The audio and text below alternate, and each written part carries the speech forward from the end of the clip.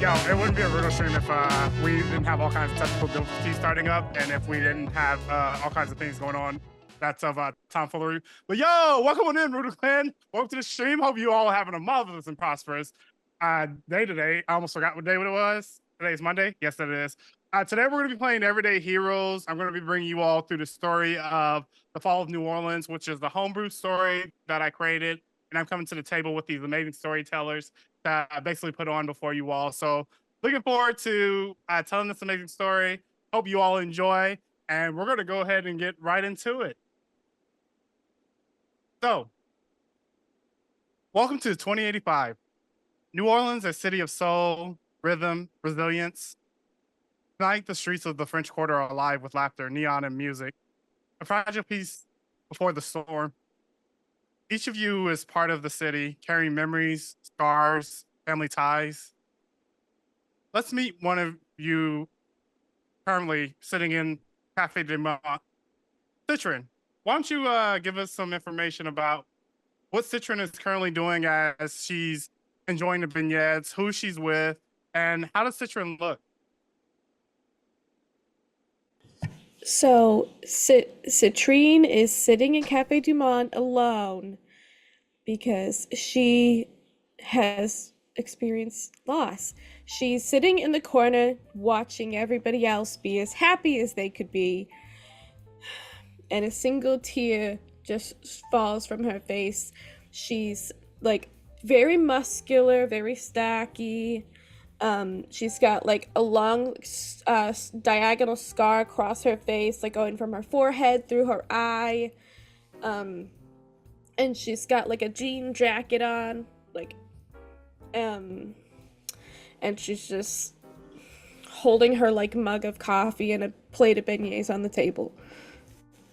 Yeah, and as she holds her mug in her hand with a plate of beignets, enjoying it, she's right across from a friend who you all have been quite in contact for quite some time, especially after the unfortunate mishappenings of what happened to your previous partner.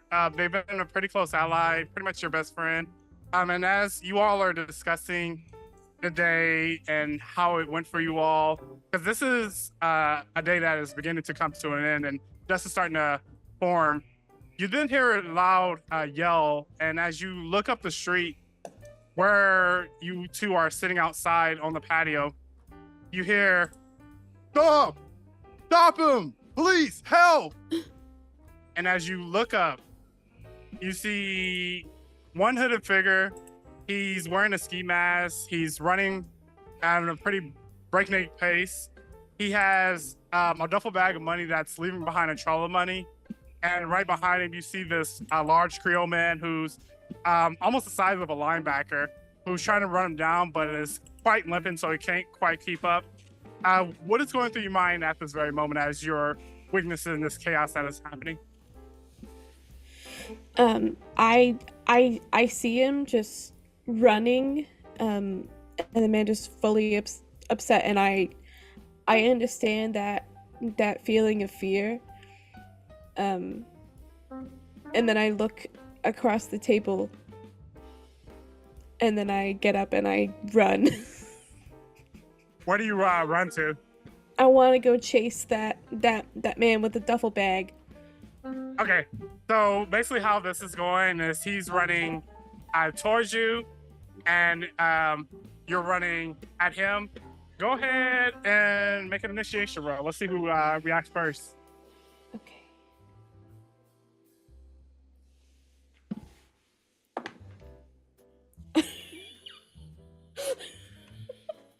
First roll. I just crit. Oh, okay. I'm not even kidding. Weighted dice. I was lying. I was lying. Well, so that means that you definitely will go first. So as you get up from the table, as you are just a normal human, but something about this moment seems like this is your moment to shine. This is your moment to make sure that that guy who taken whatever he's taken away from the man who's chasing him doesn't end up getting away. So what do you end up doing? I want to tackle him. All right, go ahead and roll for unarmed strike. Is that a... Do I roll... What do I roll for that again? You can just either roll a regular damage roll, so it's going to be a D12, or you can, Yes. I'm sorry, a D20. But yeah, just roll whatever you want to roll, whether it be for one of your weapons or an unarmed strike. Yeah, I'm just gonna like clothesline him. Try to. 5. 5? Yes. All right, unfortunately, that does not miss his DC. He does end up slipping by you, but as he slips by you, he's going to try to attack you himself, which that is a nat 1. So he ends up going for the swing with his duffel bag, and as he's going for the swing, all of a sudden the duffel bag ends up coming open, and money is just flying out all over the place. And as money is flying out all over the place, he's going to go, no, and he's going to try to scoop it all and pick it up. And as he's trying to pick it up, the camera all of a sudden pans to a record store that's in the French Quarter of New Orleans. In this record store, you see Carl.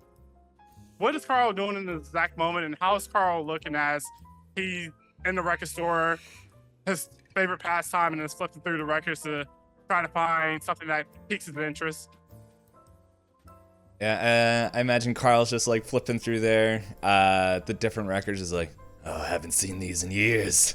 Just going through, and then here's the noise, and I guess as the camera like kind of goes up from the records, we see like a balding, pudgy man that's just like 5 o'clock shadow, and still in his uniform from the mall, and he's like, oh no. There's a person over there that's trying to get red music. And he's gonna go out and be like, stop, man. and get involved. Does Carl take anything with him, such as the records that he was holding? What does Carl bring with him? No, I don't think he's gonna bring the record. He's like, I can't let the precious cargo get hurt in the scuffle against the machine. It's like, and it's yeah, so I'm trying to remember what happened. The guy nat 1'd, and then His money, basically the money that he's taken has spilled out onto the ground, and he's quickly trying to scoop it all back into his duffel bag. yeah, and I think I noticed Citrine was just like, oh, I recognize her from the mall. And it's just like, don't worry, partner, I'm here to help. I'm still just trying to like tackle him. No one's taking anything away from anybody else. I won't let you. Yeah, you see Citrine all on his back as he's trying to knock her off of him, and you just overall it's a lot of chaos. So what in this very moment is Carl doing to try to help out with the situation? I think, yeah, I'll guess he's gonna try to pull the man off, just like, settle down there, man. This ain't your time. All right, first roll for initiation just to see where you fall, and then I'll say roll for attack.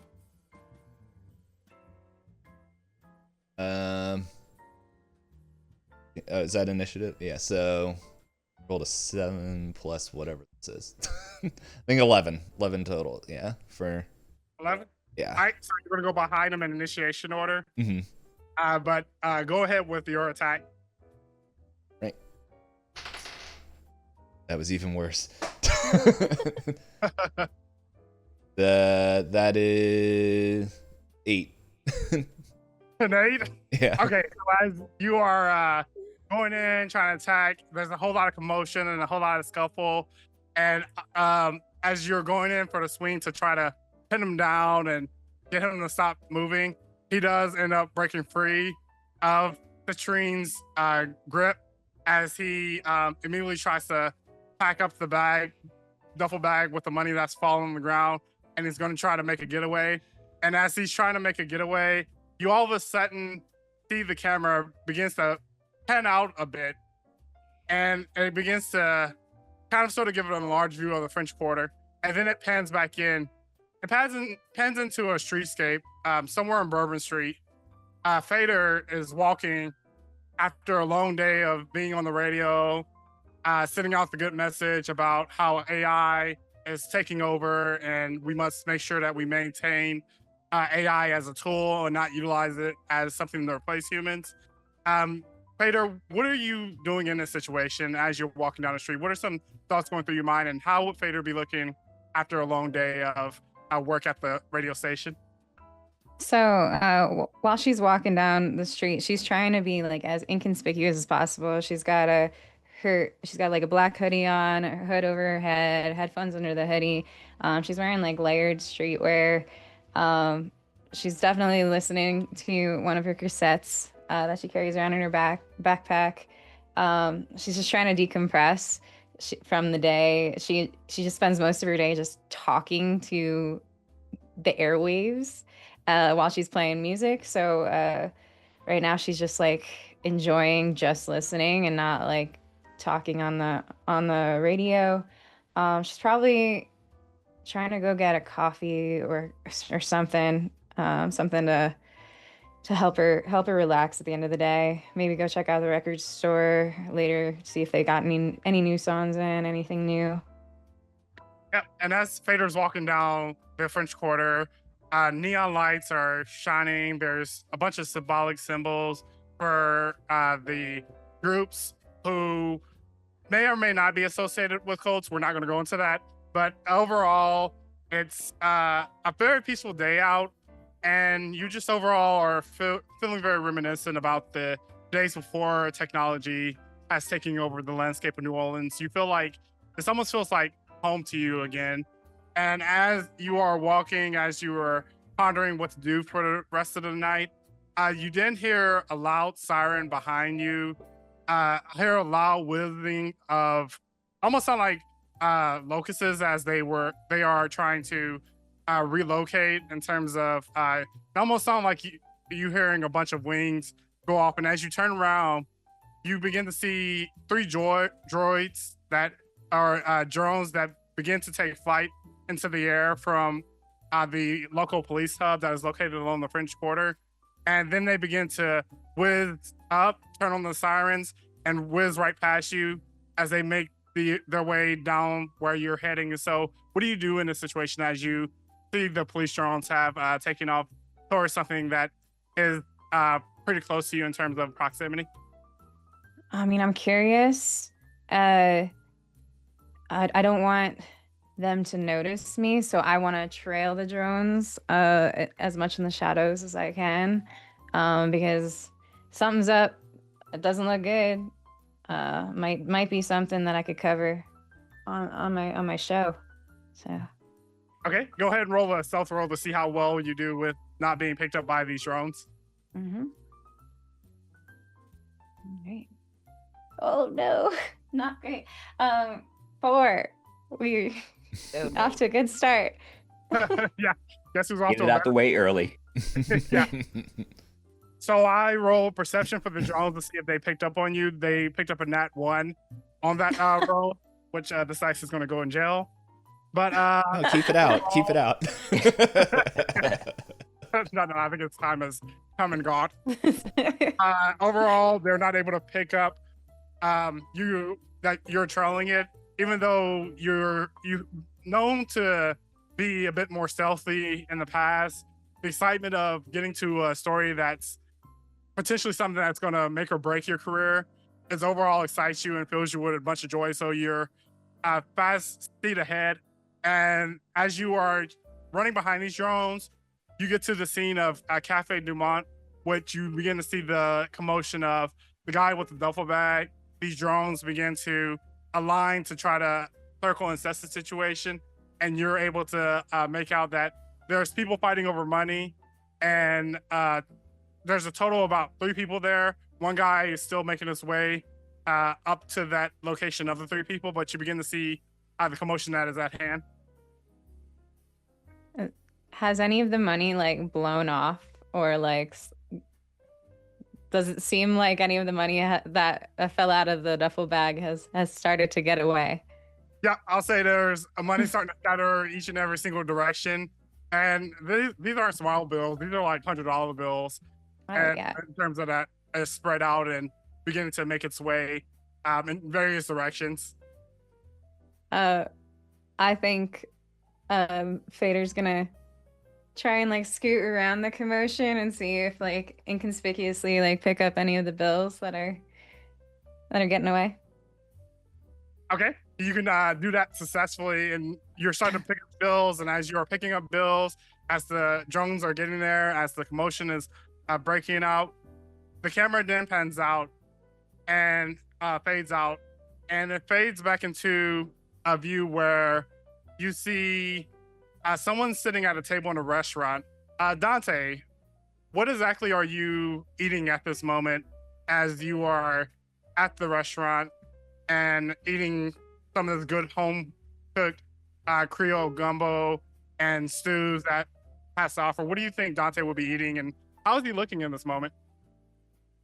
So Dante is probably eating a seafood gumbo and being reminiscent of home right now, or his home world, rather. Uh, right now, he's probably, as he's eating, he's sort of kind of turning a silver pocket mirror in his hand, um, sort of in like deep reflection. Um, and he's wearing clothes that don't look like this futuristic era. It's kind of like old style clothes, like think gunslinger, like Dark Tower gunslinger type vibe. Um, but he seems very in his element, even though looks out of pocket. Um, and he's very calm, composed, and he's just kind of in his own little world right now, thinking. Yeah, and as Dante's in his own little world, the waitress does come up. Now, darling, can I help get you anything else? How about a good old cherry pie? My grandmother's made it, fresh from the orchids itself. Well, that sounds lovely. Any chance, by chance, do you have apple pie? I've never been a fan of cherry myself. Oh, apple pie. How sweet. Let me see what I can cook up, darling. Let I me get appreciate in you. the kitchen and I can make sure that I can probably whip you up something nice. Thank you. And she scurries back to the kitchen. And as she scurries back to the kitchen, you do hear a lot of commotion going on back there. You're not sure whether or not she's looking for things or if there's a bunch of commotion in terms of somebody that's into the kitchen. But as you are looking and seeing kind of what the commotion is, you then turn around and someone's standing right behind you. This thing that's standing right behind you is kind of sort of a construct, and it's something that you've seen pictures of these, you've seen or you heard of rumblings of these, but it almost seemed like the Terminator, but actually come to life in a way where it's actually a droid that's almost has humanistic features. And so what is Dante doing in this very moment as he's witnessing this droid is standing behind him with the cold meltness that is of his skin and the red eyes that are piercing through Dante's soul? Red eyes. Okay. Well, big boy, how can I help you? That is a great question. My services stated that there was commotion in the French Quarter. What are you doing here? Not causing that said commotion. Error. Lies detected. You were the cause of the commotion. You fit the description of said individual. And what said individual might this look like? That individual looks exactly like you. Put your hands behind your back. And as Dante slowly like puts whatever currency is of this land on the table, and slowly places his hand on his holster, Now, I don't want any trouble. I was just here eating, minding my own business. Let's not disturb these good people and their establishment. How about we take this outside? There will be no trouble if you wouldn't start no trouble. Now, come with me, and I will see that you get punished immediately. And Let then me make it easy for you. And Dante takes his gun out of his holster and pops a shot into, or tries to pop a shot into the construct's forehead. All right, we're going to the surprise round. Go ahead and roll for attack. +3, 6, 7, 8. It's not good. 8. That unfortunately misses. And as the Oh misses, wait, that was I thought I initiation. was rolling for initiative. Sorry. That would be Oh, that'll be initiation. We can say that's initiation. okay. Now you can roll for attack. Gotcha. Where is it? Oh, attack bonus. Okay. Yep, that's a nat 1. Not fun. No. You So shot as the you pie. I shot the pie. The pie. It was a Pie was robot. Yep, Oh, so I'm off today. The I got worst your crime. gun. Make a quick shot. You fire off into the pie that the waitress is bringing out, and it does end up falling on the ground. She's gonna go, "Oh my!" and run back into the kitchen. And as she runs back into the kitchen, the android then proceeds to try to make an attack of his own. Yo, these dice rolls are not being friendly to me. That will be a 3, which the android does try to grapple you, but ends up unfortunately not being able to grapple you successfully. What is Dante doing in this moment? He'll take that moment to run because he definitely is off for some reason, off his game. So he's just gonna disengage and run. Okay, try to make an agility roll to see how well Dante can get out of here. Oh Jesus, this cannot keep happening. Agility. Wait, athletics or I'm is that sorry, something else? athletics. Okay. The system right now. That's a 9. Oh my goodness. And that'll be 11 from the bot to contested athletics roll. So as you're getting around him and as he's reaching out and catches part of your clothing before you can actually fully get it away, and he kind of guides you by your shoulder. What is Dante doing in this moment? How strong is this grab that he's making? It's pretty strong. It's starting to really feel like he's almost going to break a couple of bones if you continue resisting. All right, he will cease resisting. All right, well, let's just get on with it. Where are we going? We're going to go down to the station and we're going to extinguish you at once. Extinguish. Okay. Yes. Let's Fine, get on don't to be the punished. extinguishment. And he's going to go ahead and take you out. And as he is taking you out, you then see that commotion that is happening across the street at Cafe Du Monde. You see roughly about 4 people there. And one of the guys almost resembles you in a way, who's picking up money in the duffel bag. But you're quite confused at the situation, what to make of it. What is everybody else doing in this moment as Dante's coming out of the restaurant into this commotion that's happening?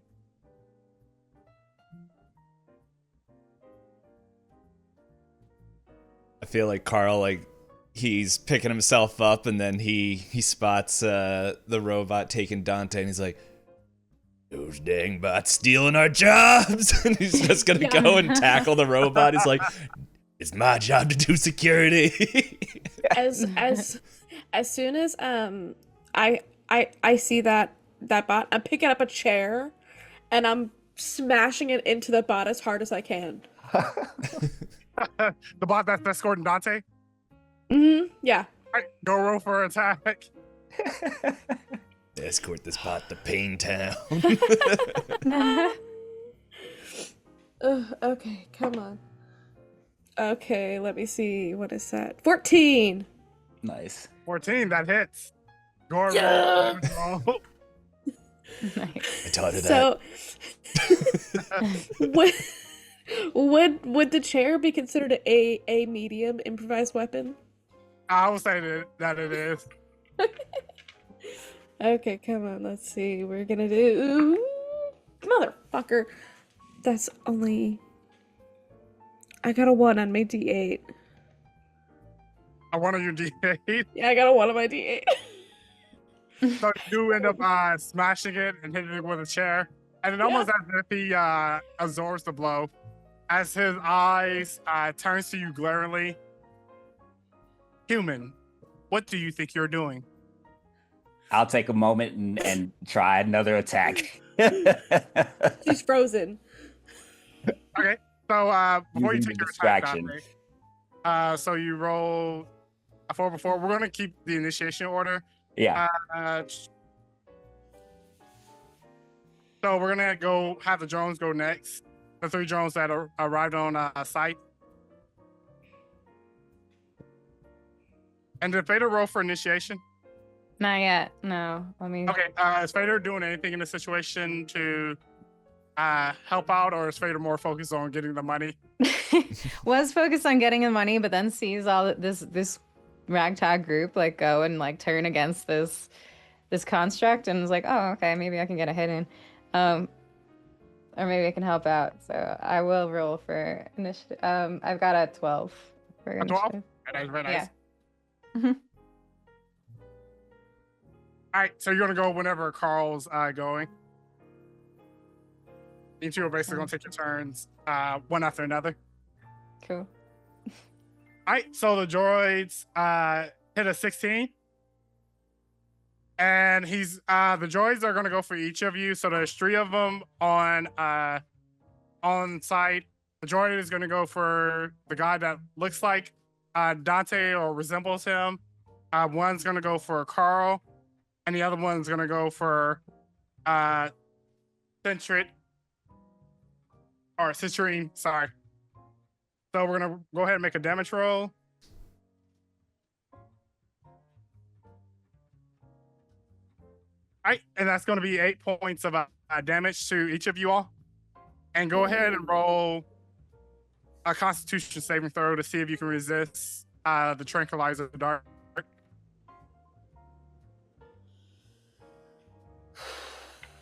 8 points of damage, and everyone's rolling Constitution. Yep.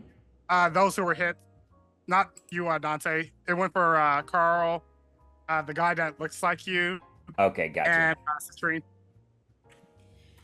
Okay, so I'd say 14 plus 3, 17 for my Constitution save.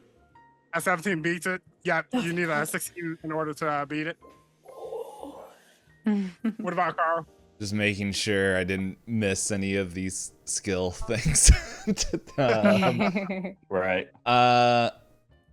Well, the math's easy. It's just a 10. So All right, so Carl, you end up getting hit by one of the sleep darts.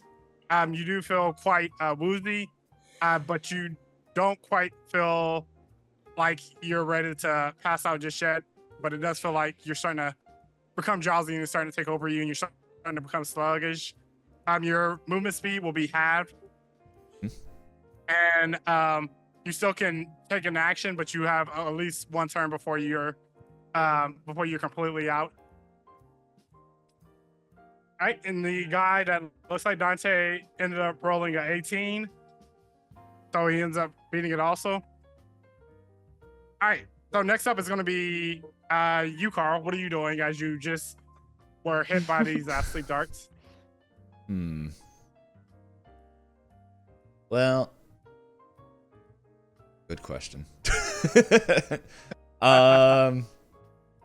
Is the drone that shot me like within, like, are they like kind of out of reach? Like, are they like up too high or? No, they're perfectly within reach, especially as they're trying to assess the situation and temper it down. They're definitely within reach. Okay. Thing. No one puts Carl out except Carl, and he's gonna just try and grab the drone and Okay. throw it against the ground.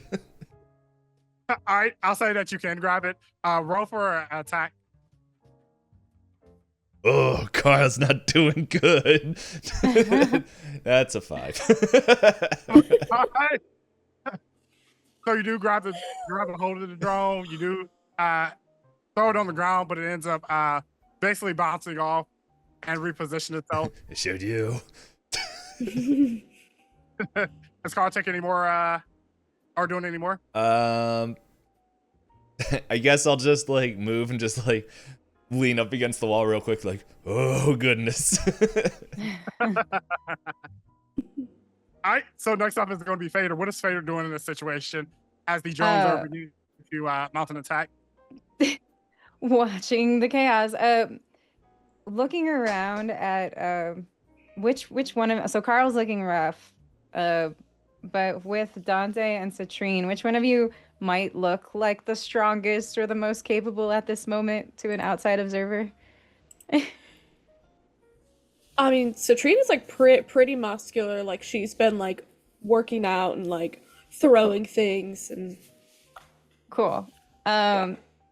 So Fader's gonna reach into her bag, pull out her little like scratched up boombox, pop in a cassette tape, and suddenly you're gonna hear like this loud like trumpet blaring like parade music coming out of the little boombox, and that's gonna be me casting command at you, so you can use your reaction to take an attack like out of turn. So I'm inspiring you to attack during my turn, pretty much. Hell yeah. Okay. Nice.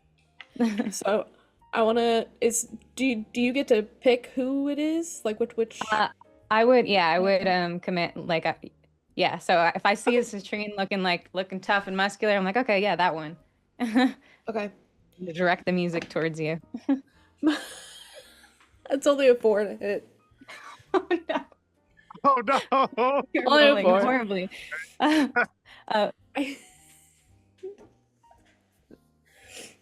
Is that all No. Citrine can do? I mean, as a reaction, I mean. Yeah. That was my bonus action to command. So I'm gonna see that, shrug, and then I'm gonna take my action to try and. What would you say it might be closest to me? Like, was it a drone or is it the construct thing?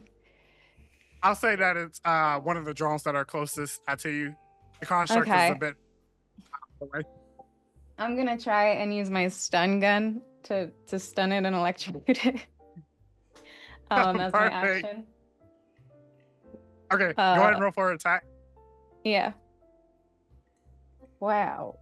That is 17. So that's not as bad as I thought. Thank you, attack bonus. Yeah, that hits. There's 94s. Alright, that's 6 points of stunning and electrical damage. All right, so as you go in and you hit it, the drone is looking quite damaged. It almost like it's on its last leg, but is still standing. You get a sense that these are some pretty weak drones in comparison to the ones that you've seen in the past. So it doesn't take much to take them down. Cool. Does the electrical damage do anything extra to the drone or like fry it or anything? I'll say I'll roll a Constitution saving throw for it to see if it short circuits it. And that is 10. I'll say that it ends up short circuiting to where instead of it flying, it's now on the ground and and basically is unable to be operated for a turn, and so you all have the advantage over these drones. That's now kind of sort of a 2v 5 or 4. Cool. That's my turn then. All right, awesome turn. All right, so next up we have is Dante. What are you doing, Dante? Yeah, so with Winter having smashed the bot that is escorting me, I take that opportunity to, as that distraction to re-engage with my pistols. I take both of them out. Um, would that be an action? Is that considered an action? Oh no, it won't be considered an action. All right. So having miffed the apple pie earlier, I'm going to take a moment to center myself, remember my training, and as a bonus action, I'm going to use weak spot in order to gain some focus on my attack to this droid. Amazing. All right, go ahead and roll for attack. All right. Oh, that was a crit. I didn't even. Nice. All right. So that adds damage to. So that's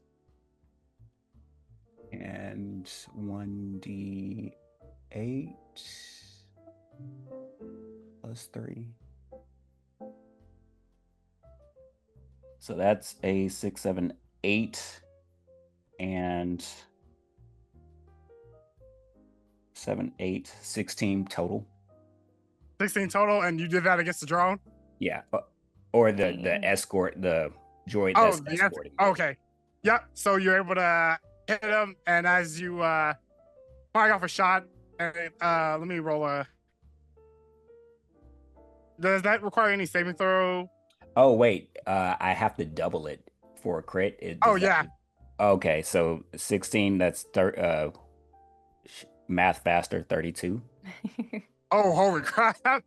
Dang. So without any issues, you are able to break free, get off your shot, and the drone does end up falling back as you blow a pretty big hole through its central circuit system, and overall it's incapacitated and not able to do anything else.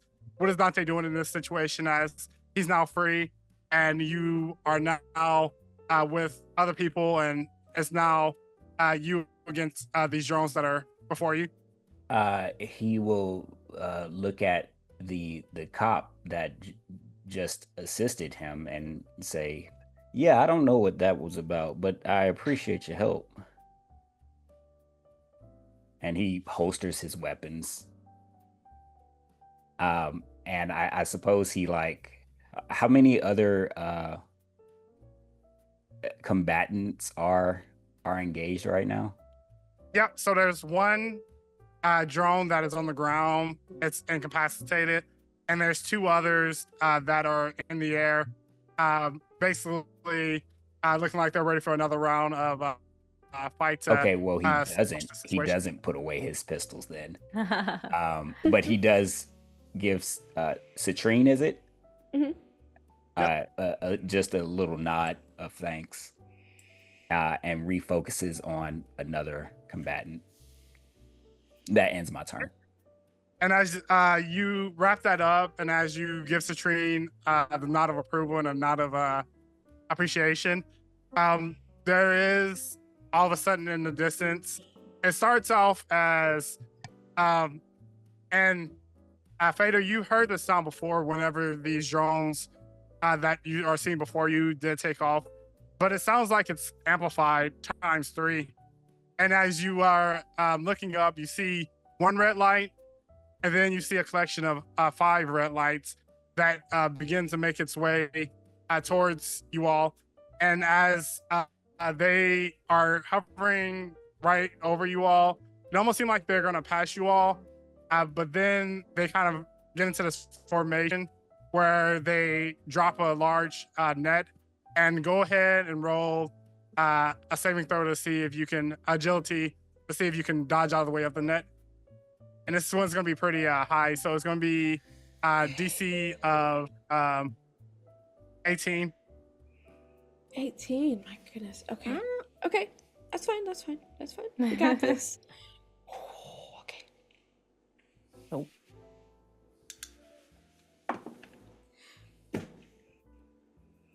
No. All right, we're gonna start 2. Oh, What you getting? I didn't realize I was supposed to roll. I was like listening to the fiction. I'm like, man, this is cool. Alright.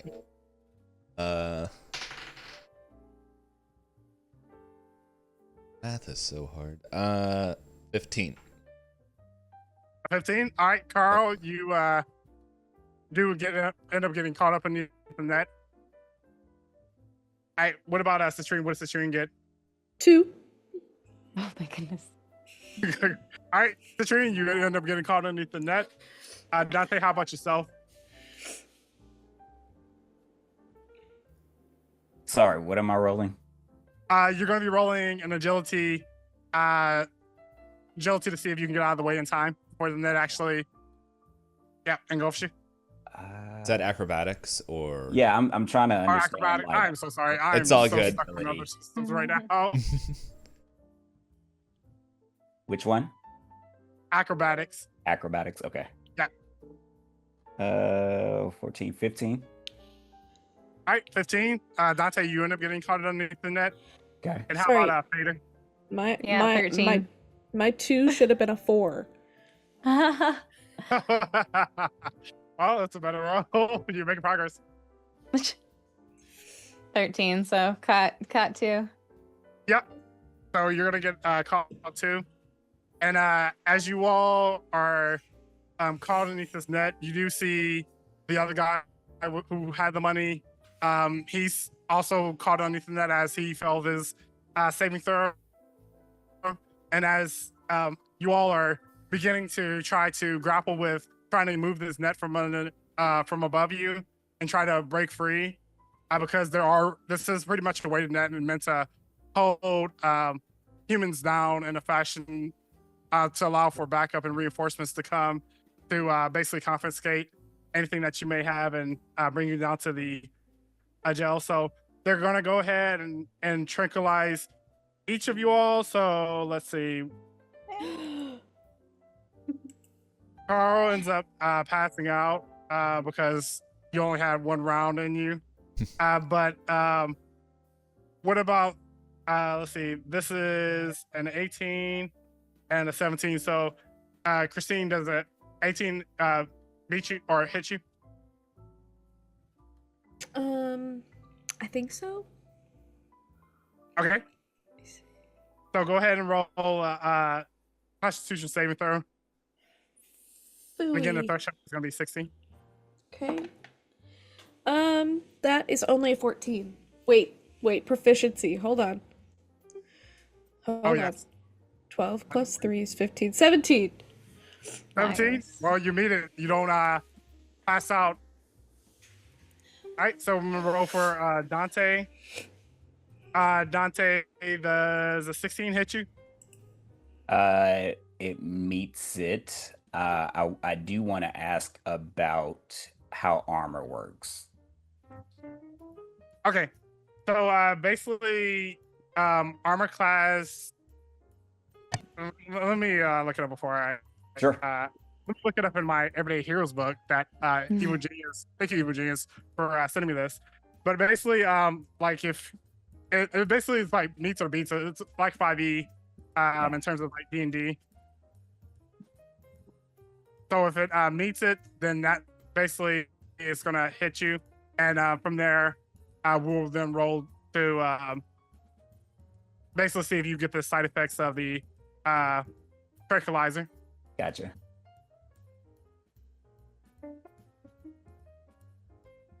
So you say it hits you? It meets my defense. Yeah. That's why I was Okay. asking about the armor, because I have an armor value of 3. I don't know if that matters. Yeah. No. In this situation, since it was able to hit you, then it wouldn't necessarily matter. I think Gotcha. armor's factored into the defense is factored into the armor. Gotcha. Okay.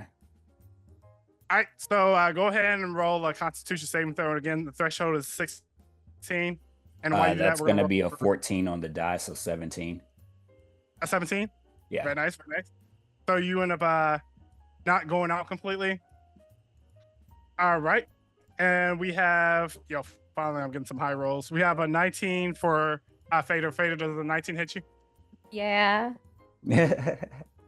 Okay. Not Go ahead and fire. roll a Constitution saving throw. Yeah. Oh, that is 18 with no Let's modifiers. So oh. Oh, very nice. All right, so you end up lucky. resisting the effects of the tranquilizer, Mhm. and they're gonna hit the hooded figure, which is uh 18. Is definitely gonna hit him. And let me see if he survives. Nope. So he rolled a 6, so he's gonna pass out. But as this whole entire scene is going on, and as you all are kind of fighting to break out of this netting, there is all of a sudden smoke, and it looks like cans that begin to roll in.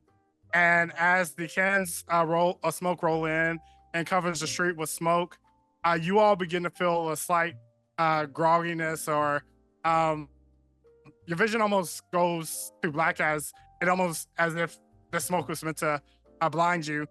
And as the situation is erupting, as these drones are trying to basically get you all up and off to the station, you all then kind of face the black in terms of the scenery. And as you all are coming to, in terms of your vision, you're now in a new location, a location which isn't quite familiar. And you all are set up in these bed type situations where it's not something that you're familiar. You're not sure how you got here. You're not sure if you're suffering from amnesia, or you don't know exactly what happened. But your understanding is you're now in a new location. Almost seems like you all are in a hospital, as you all are coming to, as someone comes in through the door, and you then hear, "Oh, good, you all are up." As you all are coming to, taking a look around, and it's a very dim lit room, and it's almost as if you almost feel like you're lifted out of reality, in terms of you don't know if you're in a dream state or if you're still conscious. Something seems suspicious about this situation, in terms of one minute you were on the street fighting, captured by Ned, and the next minute you're now on this situation. Can I make a perception check to try to understand or read the situation a little bit better? Yep, go ahead and make a perception check. I would also God like to do dang. this. Jesus. Yep. Okay, come on. That's a 12. That was a 3. Oh my gosh, this needs to Oh stop. my goodness. But with the It's 12, 12 I say total. you're not able to glean much about the situation, but the space that you all are in looks like it's kind of run down and hasn't been used in quite some time. It Okay. almost seems as if this is almost a safe house. Gotcha. And what does Citrine get? 7. A 7? Yeah. So you're not able to get much off of. Is Carl or Fader saying anything in this situation? Fader is more interested in just making sure that she still has her bag and like her boombox and stuff. Just more focused on that at the moment. Yep.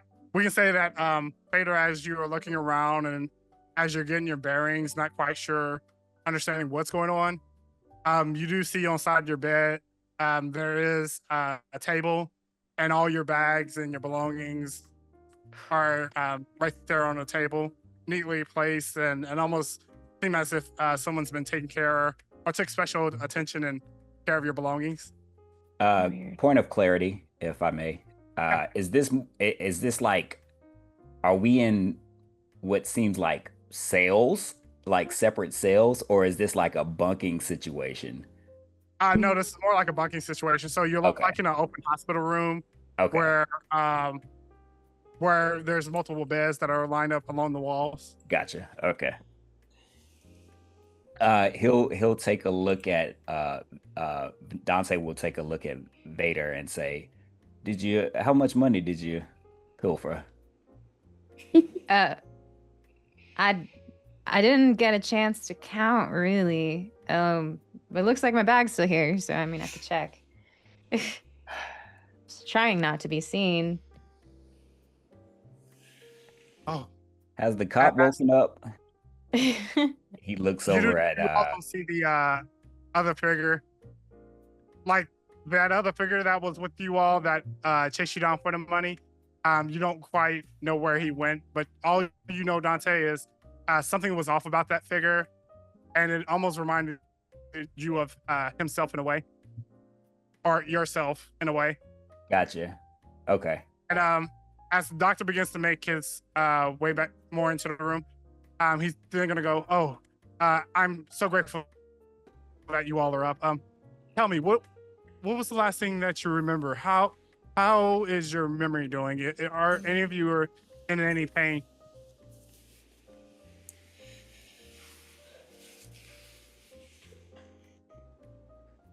Last memory is working at Human FYE. Just doing my shift. There place- was a net, Oh yeah, that too. and there was some droids.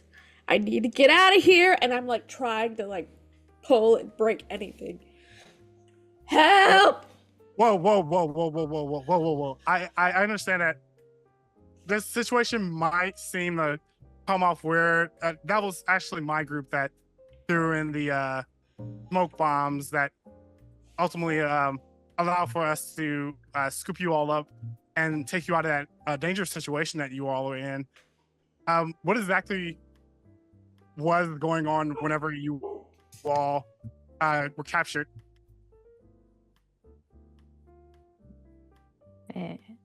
That's a good question. I saw money and some commotion. I went to go pick up some escaping money, and then drones and the bots came in, and any chance I can get to get one on them. So that's all I know. I don't know what was happening with the money. Don't know where the money came from, but if there was free money, There was a man who had stolen a bag of money from someone else, and I tried to stop him. I tried to tackle him, and then this guy, I've seen you before, shows up, and then this guy's walking in with another bot, and then I saw you trying to get the money, but I don't. And then there were more bots, and then we got netted. I'm sorry. Who are you? Oh, I'm sorry. I'm with the Against AI Alliance. We specialize in trying to put a stop to AI that's beginning to infiltrate the city.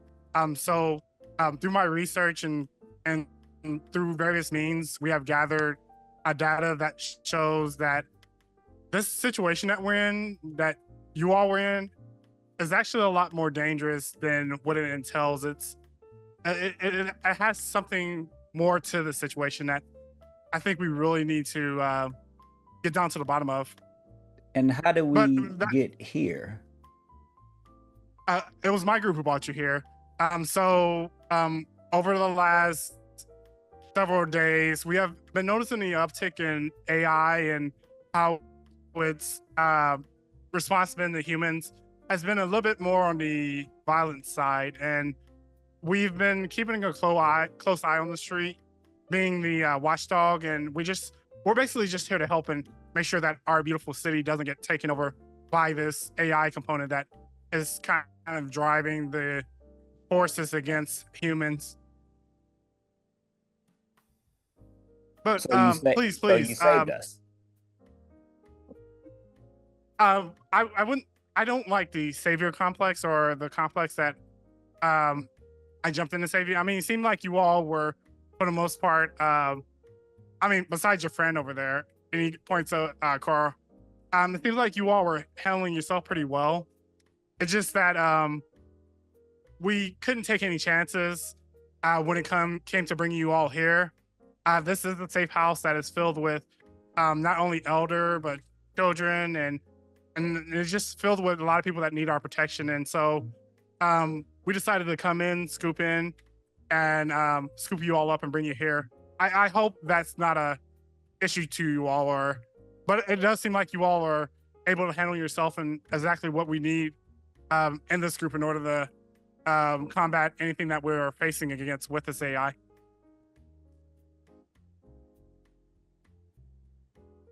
I think So what are you Dante. all doing in a situation that I think Dante is going in this moment. Dante is going to kind of recall some of the things that he's been introduced to since he's been in this world, and like, would you say that he's had an opportunity to kind of glean like this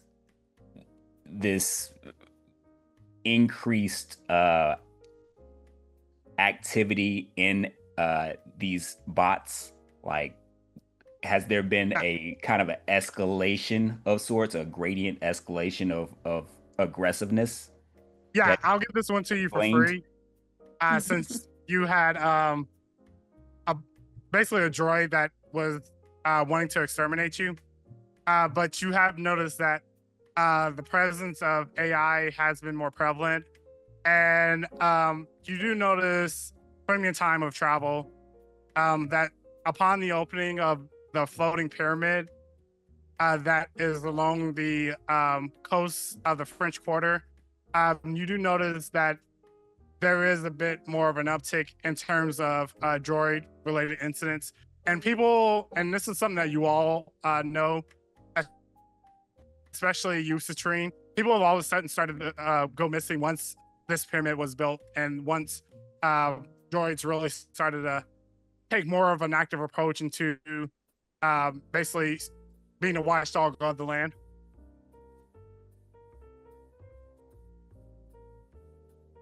Well, I owe you my thanks. Thanks for getting us, or yeah, thanks for whatever you did. No thanks at all. But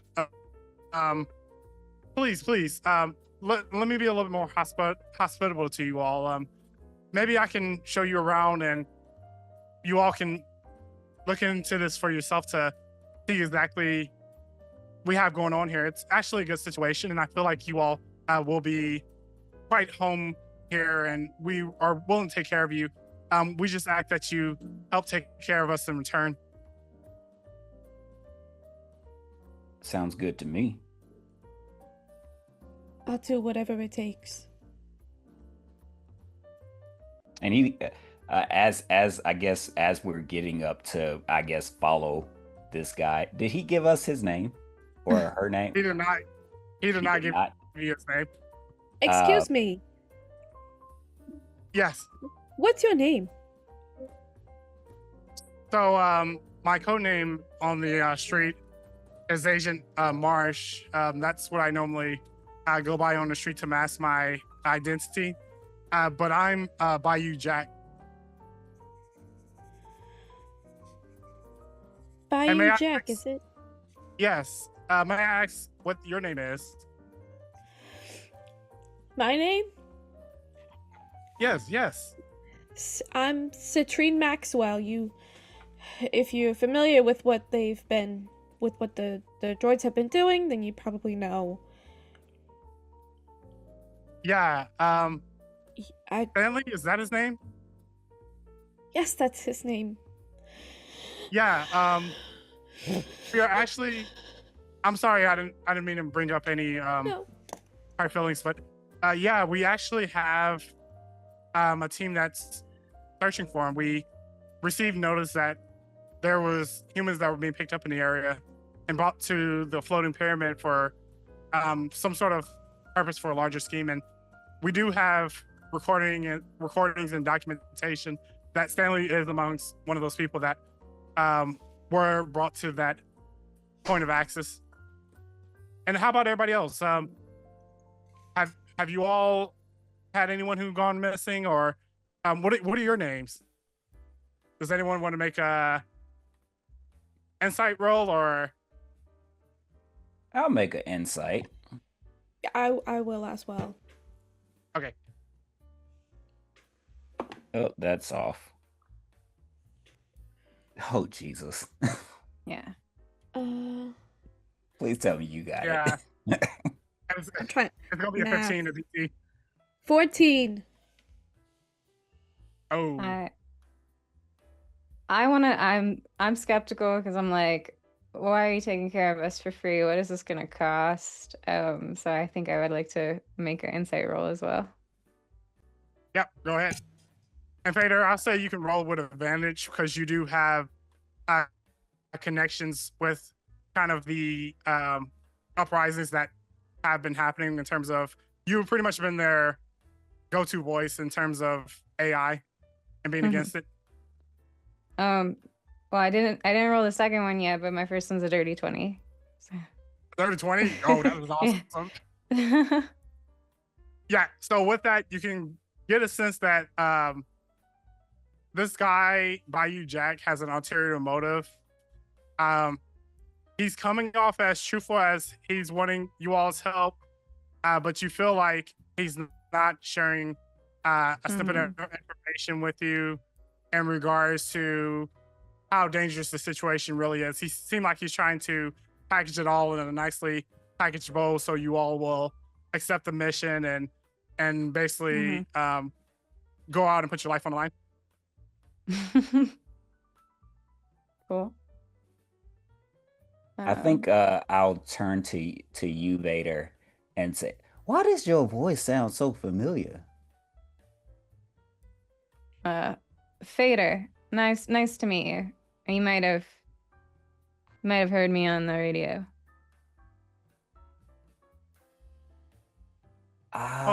Okay. Yeah, you're from that oh, what is it called? I don't remember the station. We gotta change stations every now and then, every time they shut us down. So depends on when you were listening. But you were on like 82.94. At some point, that was a couple months ago. I think recently we've been on a 94.3. Yeah. Pops around. But yeah, nice to meet you all. Dante. And you said Citrine? Citrine. And Bio Jack. Yeah. You're Fader? Yep. I've been following you work for years. You do some great work. Okay. So you should know about this situation in the sense of we have to do something, Fader. Your voice has been the voice of reason for years, and I just feel like there hasn't been anybody who's been listening to your voice as much and as often as they should. I'm just trying to play music, man. Yes, demeanor change. Oh, I'm gonna feel like Fader's gonna look like noticeably a little uncomfortable with like that like change in demeanor and turn towards Carl and be like, "Hey, what's your story?" I'm just You here. okay? Yes, I was listening. Didn't want to interrupt. But Jackie, it seems like you want us to do something, so why don't you just tell us what you want? Stop beating around the bush. Also, I remember you. The kids told me about you. I thought it was pronounced F8 Doctor.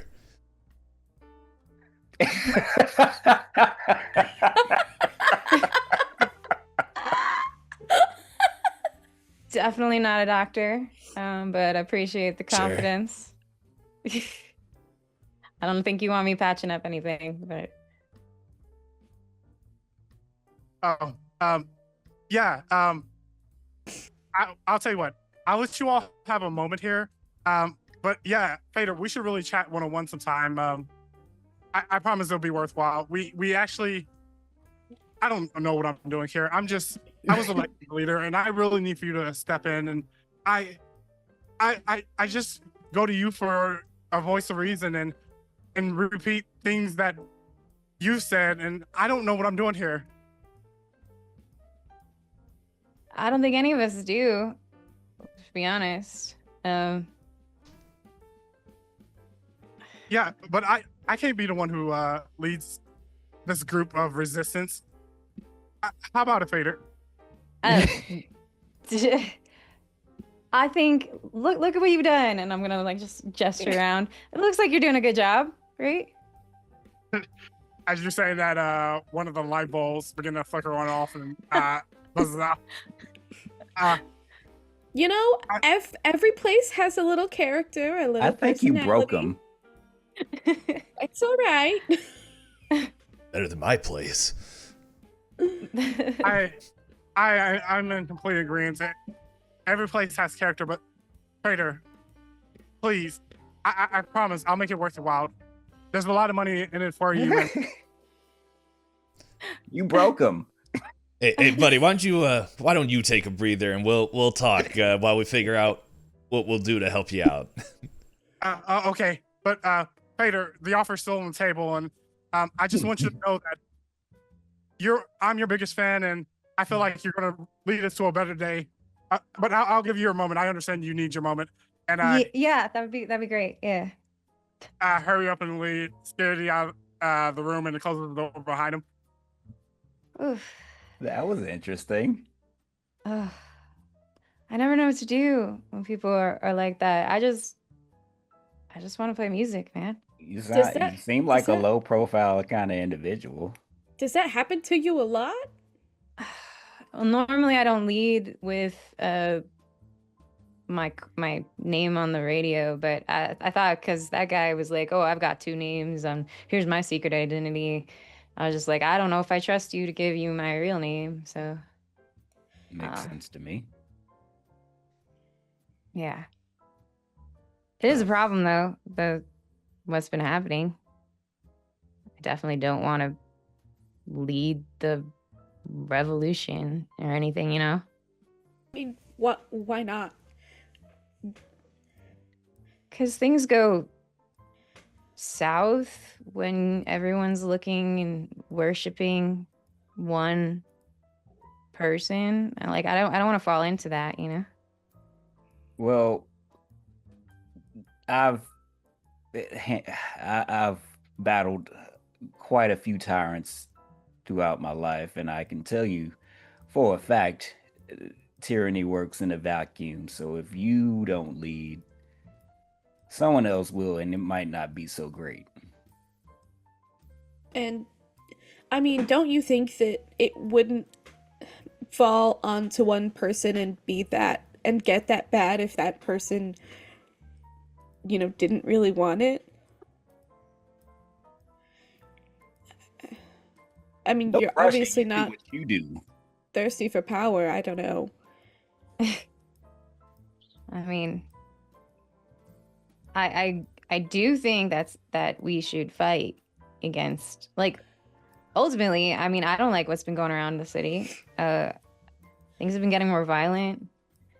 You said you were missing someone?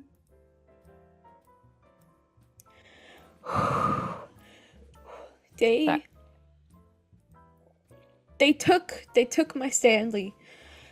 They took him. We were both at work, and one day he didn't come home, and I went to go look for him, and I saw what looked kind of like him, but it wasn't the same. It was like the eyes were cold. And it wasn't him, and he kept trying to convince me that everything was okay, and then I saw his real body. And he was gone. I don't know what they did, but they took him. And then they tried to take me too. Well, I was just almost nearly taken. Also, thank you for helping me again. Are you okay? You need Yes. No. I actually need a minute. Yeah. Of course. Yeah. And as you all are having this conversation, and Citrine is kind of coming to terms that her once former loved one is missing and is just having a difficult time tracking him in, you do hear a knock at the door. Your And fanboy's back. As Don't the say that. knock happens, you then see the door quickly barge open. So are you all the one who Bayou Jack told me about? And you are? I am Mama LeBeau. I'm the one who keeps this place in order. He told me something about some girl here, Phaedra, F.A. Doctor. I don't know who this person is that's going to be picking up the post, but I just want to let you know that if you're taking up this post, you have to prove yourself. By the way, where is Yeah, she? every doctor. I don't know who F.A. Doctor is.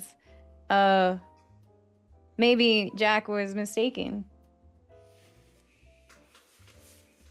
Are you the one he's been talking about? I'm not gonna Yes. take up this post. No. How are we supposed to know? I Spell her am. I'm the doctor. No, I'm the doctor. No, I'm the doctor. We're here to Oh, tell which one of you. is the real doctor? I wasn't listening. Sorry, but Which one of you is the real doctor? Because clearly we got some things that we need to straighten out. We are all the doctor. We're all each one of us is F, one of us is A, one of us is D, and one of us is R. Yup. Oh, I see. A hive mind, huh? Well, who's leading that hive mind? we haven't written out a contract yet. Why don't you tell us what you actually want us to do? Because no one's telling us what's going on here. We woke up. We didn't even get refreshments. You captured us and you just want us to answer a bunch of questions? No food. This sounds like Though- sounds like one of those tests that the bots do to find out if you're a real human before you Not can. even How a long soft have I been blankie. asleep here? At this point, Dante is just trying to cause confusion, so she just gets off the subject matter. You have a lot of questions. Jack will answer that. He will clear things up. I just need to know who's going to go out looking for my grandson. Your grandson? Your grandson's missing? Exactly. Mm. He told me some sort of doctor up here was going to go out searching for my grandson. My grandson has been missing for the past day. And The I past- need somebody to take up the leadership mantle. Well, how old is he? My grandson's 15. What's his name? What does he look like? Are you sure he's not just out with a friend? Right. I wouldn't know if he's out with a friend. His name is Grayson. Grayson? Supposedly he was, going to go to the store with his cousins, and all of a sudden he went missing. This is a dangerous job that we do. So clearly there's some element of danger that he's in. Did the cousins come back? Of course the cousins came back. That's exactly how I knew he was missing. Well, what Right. did they say? That he was abducted off the street? Yes. Or They said they had a droid who came and just picked him up and escorted him off somewhere else. And my Well- response to them is, why didn't you all try to get him? And why did you all are the big cousin? You should be the older cousin in that situation. You should actually be able to protect him. Why didn't you protect him? And their response to me was, well, the leader of this organization that we have running should be the one who's protecting everybody, not them. They didn't ask for that responsibility. Look, are you all going to help me, or am I just going to sit here talking my mouth off just so I can try to get you all to help me? We will help you yes. if you go get me Yeah. some food. You captured us and you haven't given us not a single soft blankie or pillow? Hey, I may have captured you all, but I actually also saved you all. And I need for you Yeah. all to show a little bit of gratitude. But would And it maybe kill not you that to bring bad. us a beignet? Okay. Would love. Well, do We you will want me to help make- you. Do you want me to We make a will Starbucks help run? you. I can make a Starbucks run. I can make a Cafe Du Monde run. We can get beignets. As long as you get my grandson back, that's all that matters. I want to put a hand on her shoulder. I will do everything I can in my power to bring him back. Where was he last seen, by the way? What was he wearing? It was last seen in a Whole Foods. He was wearing a red shirt, blue jeans. He's about yay tall, and as she kind of gestures her hand right above her head, and almost like he's about 6'1" tall, about that range. Yeah.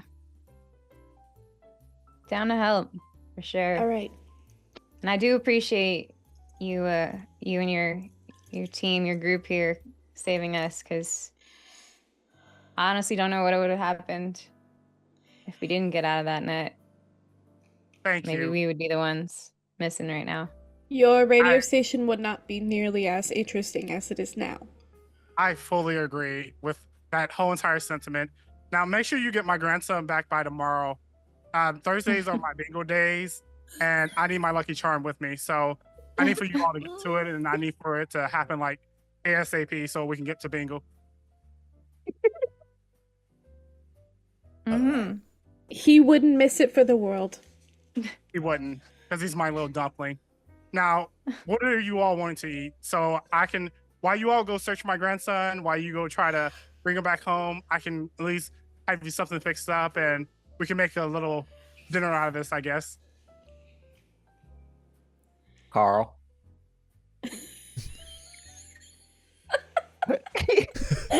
Yes. Oh, Answer water? her. I don't know. I can't drink coffee. I kind of like. I won't be able to leave. Well, the room for a while if I have coffee. So, it goes right through me. What does that mean? Oh, well, let's just say there's a couple Never times mind. I'm not late because I slept in. But I don't know. Just get me like a hot dog or something. I don't know. I'm good. A hot dog? You're in New Orleans, the best place to eat food. And you want a hot dog? I forgot what is in New Orleans, even though I've been there multiple times. We're here right now. What are you talking about? I don't know what I'm talking about.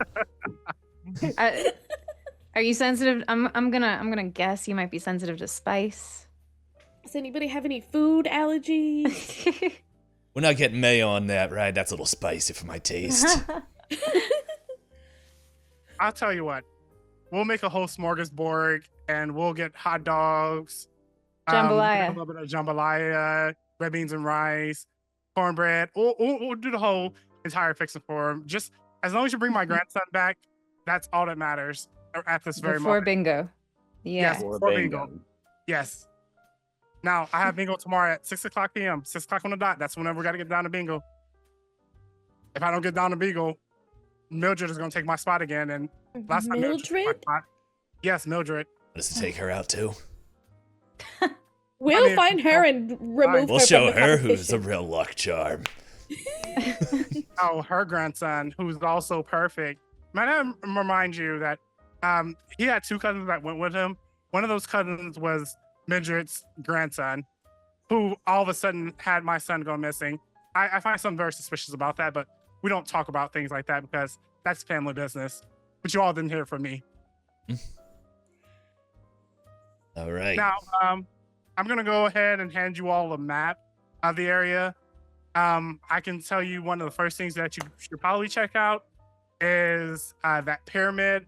I don't know. I feel like back in my day, the only pyramids that we had to worry about was pyramid schemes. And ever since that pyramid has been here and AI has been taking over the streets, there's something that's been amiss with it. And I feel like if my grandson was anywhere, he'll be in that pyramid. I just need for you all to get down to the bottom of this and try to resolve it for me if you catch my drift. Help me help you. Of course. Yes, The ma'am. bingo drift. We got it. Yes. Exactly. For bingo. So let's go Wait, beat up brace Mildred. it. But I'm not sharing any of my bingo prize money with you all. Just know that. Can you at least share like paint dabbers so that we could also play? Never mind. Never mind. We will discuss it tomorrow. Yeah. We'll discuss it tomorrow. But yeah, so I'm gonna go ahead and I can count on you all, right? Yep. Try our best. You can tell Jackie that the doctor is out. We're on the case. Who's Jackie? I don't know. Amanda Well, kept talking in here earlier. You're talking about Agent Marsh, are you? Oh, Agent Marsh, yeah. And yeah, about that leadership situation, I know he proposed it to one of you all. If you all can just get this place cleaned up, I think that'll also be. Okay, I'm assigning you all a lot of things. I'm just going to assign you to my grandson right now, and then we can handle that leadership track once you get back. Yeah. But Yes, ma'am. we also have benefits if you all are also interested in that leadership track, and paid holiday. So there's a benefit to being a leader of this amazing organization. Are there recruiting benefits for new members? Do we get like a sign-on bonus or? Yeah, I'm sure we can find some money in the budget to discuss that. Do we get But as bank long- holidays? I tell you what, as long as you bring my grandson back, you can get whatever you want. I'm down for it. I just need my good luck charm back. All right, let's go. Yeah. Thank you. Okay, so she hands you a map, Phaedra.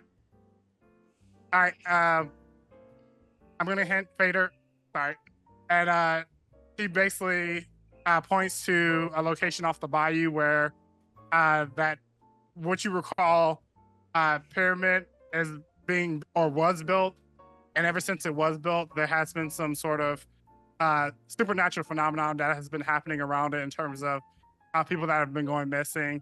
And you do know that AI Corporation is one of those organizations that are deeply embedded within that pyramid. And so as she hands you the map and walks out the door, what are you all doing in this moment as you all are quest with finding her grandson? He's staring at her as she's walking away, dumbfounded that he like he just experienced a soap opera drama to unfold around bingo. He's just like, okay. Yeah, these people are a little strange. They take bingo very seriously here. It's almost like a competitive sport somehow. No judgment here. Whatever we gotta do to get by these days, I guess. So it's safe to say that we should not go around telling people who you are. That's what I'm sensing. Would you like us to call you Fada, or do you have a different name that you want to use? just in public, Zyra. Zyra Alright. works. Yeah. Sure. But to us, Fader's fine, I guess. I don't really know how to react when people are like that one, but Sure. What if we call you Doctor? Don't worry, Doctor. You're safe. like that? Secret's safe with us. I feel Thank you, like people Doctor. are gonna get the wrong idea. Like Mm, My son needs stitches. Not that kind of doctor. However, I do So think we there's should pyramid. sneak out of here before that other Yeah. guy comes back and has another meltdown. Yeah. Or someone Yeah. else tries to offer us a job. You all got all your things though? You're good? We? All your Favorite things things. were packaged on the table next to your bedside. Okay. Okay. So Yeah, grab and our as you look stuff through on it the way all, out. it all is there. Grabbing my cool. effects. So are any of you good fighters? I shoot things pretty well. I don't know if Okay. you'd say good, but effective. Effective is good. I think that's the same thing when it comes to fighting, right?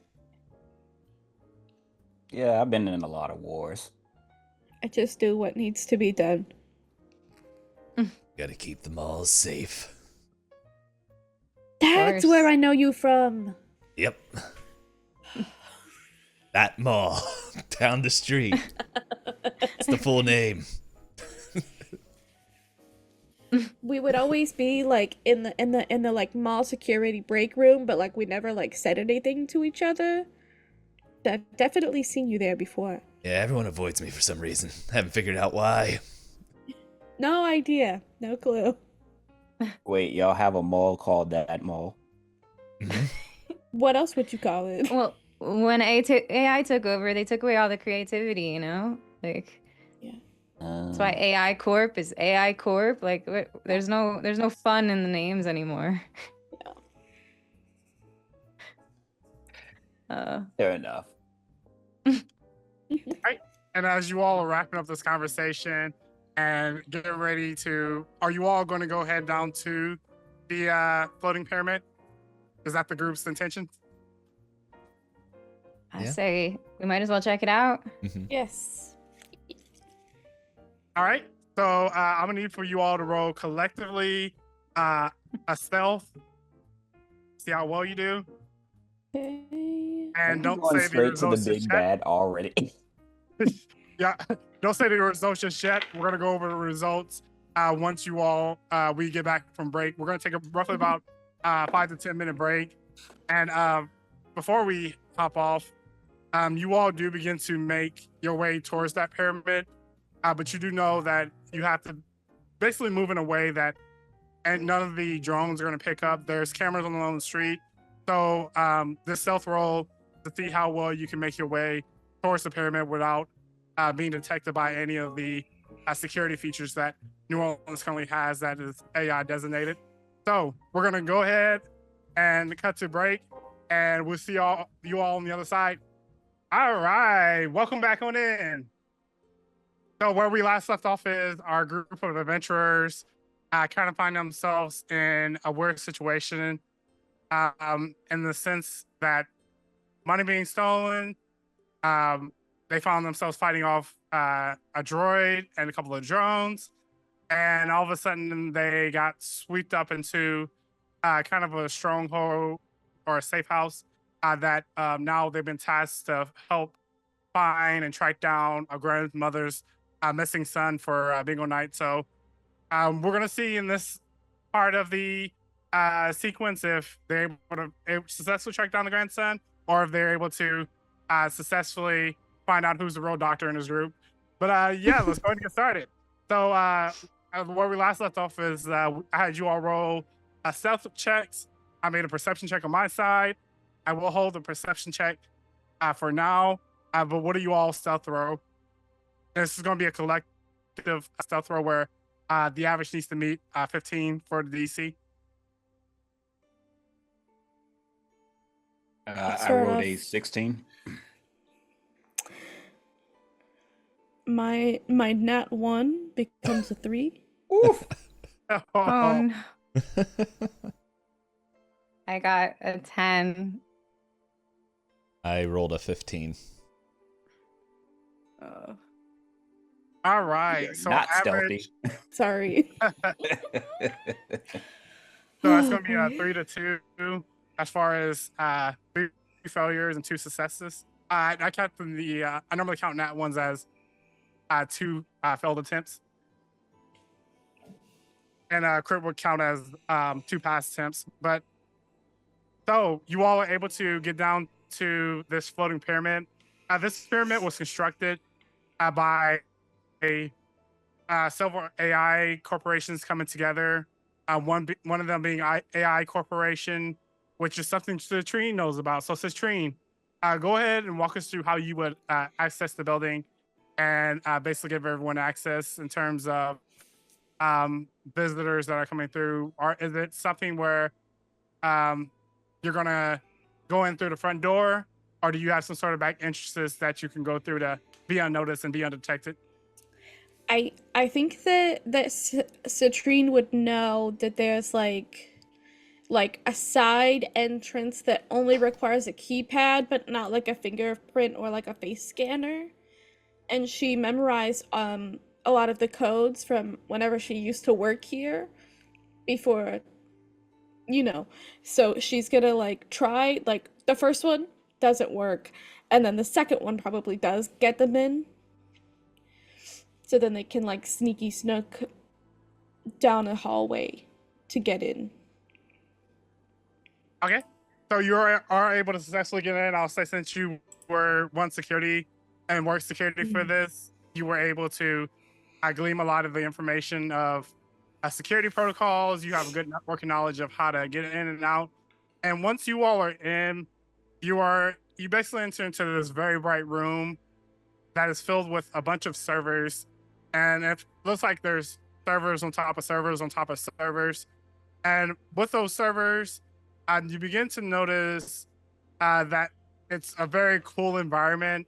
Like this room is basically encompasses a lot of heat, and they're trying to do their best to keep it cool. What are you all doing as you are in this open room with a bunch of servers? What is your first go-to instinct in terms of what to do in this space? Seeing that Citrine got us in here via keypad codes, I think Dante would ask, assuming no one is around and we're not trying to like be super stealthy right now. So what do they do here, Citrine? So before, whenever I was here, before they took off and got really big and popular and started working with other corporations, there were like real people here, and they were like, doing computer stuff. I'm not overly familiar with how it works. And then they would like have laboratories that they would do, like they would build things, and it was a lot of like sciencey mumbo jumbo. I'm not sure, but they started like phasing out the real people in favor of like the bots that would do their work for them. That's how they do it. I mean, I thought it was just they figured out some stuff on their computers, but once I started noticing that they were replacing some of those people with literal carbon copies of them, like I realized that something was wrong, and then I found Stanley. This is actually really hard for me to be back here. I haven't been back since. Oh.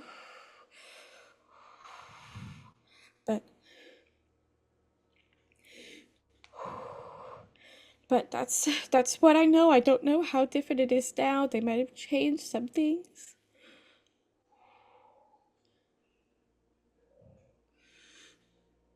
And as Citrine is recounting Stanley and her time in this space, I need for everyone to make a wisdom saving throw.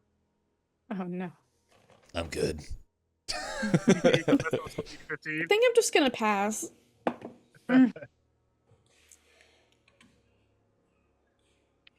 I'm ready to put this die in jail. That die. 22. Yeah. A 22? Mm-hmm. Very nice. 6. 5. Who has a 6? 6 as Citrine well. got a 6. Also, Vader got a David. 6. You got a 5. Dice is going to jail. There's a reason why this die is This called the stinky one. cheese die. So Dante, you feel like there's something coming on in terms of infiltrating your mind, but you end up shrugging it off. Carl, Yeah. give to me one of your happiest memories that you have. Happiest memory. Think what comes to mind is like when it would be at the mall, and as he calls it, human FYE. Who knows what the store's actually called? He has a real tough time with names. But there was a kid just like looking around and like going like looking through there, and he's like, "Hey, you, Timmy, you don't want that AI trash." And he like brings him in. It's just like, "Here's the good stuff," and like shows him like all like I guess what would be considered like classical music by this time. So like I don't know, the first I completely blanked on the name of the people that actually sing today. But anyway, it's like someone of today's shows how much music I actually listen to now. What are these kids listening to? what do we listen to? Right. This is the problem with like real life. I listen to like Cantonese music, and I'm like, I don't know what's on the radio now. I don't know. The only thing that popped in my head was that "Hey Ya" song. So it's just like he's showing that song. Yeah, I'm like, this is what you really want to listen to. Classic in 2085. He's like, this is the good stuff. It comes back. There's a resurgence of Outkast. And it's just yeah, he just shows him like all these different songs. He doesn't remember if he actually like the kid listens to him, but he's just like, I did good today. So for roughly about a minute, you reminisce over this memory that you have. You go in, and before we say the outcome of it, Citrine, what would be your happiest memory? Citrine's happiest memory is probably her wedding day, her and Stanley, because all of her like friends and family were there, and the space was decorated, just covered in flowers, wall to ceiling to floor. It was like daisies and chrysanthemums and lilies, and he just looked so handsome in his suit. It was like emerald green, and he had a twinkle in his eye. And it was the beginning of something beautiful. That sounds amazing. All right, Fader, what would be Fader's happiest memory? Back when she was a kid, her dad was giving her the little boombox that she has and showing her how to use a cassette tape. And he's like, you gotta be really careful because this is really old. So it's very mechanical on how it plays this music. So make sure you spin it this way to rewind it. And he's just showing me how to like take care of this little boombox and all of the cassettes that he passed down to me. Awesome. So as you all are recounting the happiest memory that you have, you kind of go out of focus for about a minute as you're reminiscing, and then you come back to reality, and you all are free to continue to explore. Can I make like a perception check to see what we actually can interact with? Yep, you can do that. Okay. God damn it. 6 again. You're not too familiar with this. I'll tell you what, roll it with advantage since you had many late nights to patrol this. 8. Oh my goodness. It went up. It's better. Not a good day for the dice. Both of those dice are going in jail. Yeah, so you do have quite some time. Spend some time here on your late nights patrolling the servers and just intaking and make sure that things were up to snuff in terms of security. But you were not able to glean much outside of that in terms of what these servers are designated for and what would be the purpose of these servers. These are wires. I know that. These are monitors, maybe? They're blinky lights. It's like Christmas. If we still have Christmas in 85. AI Christmas. This is one of the control panels. I don't know what it goes to, but except for that one. But that we already got in, so that's not a big deal. More wires. Should we be looking for any like cameras or monitoring devices tracking our movement or anything? Good catch. Go ahead and roll a perception roll.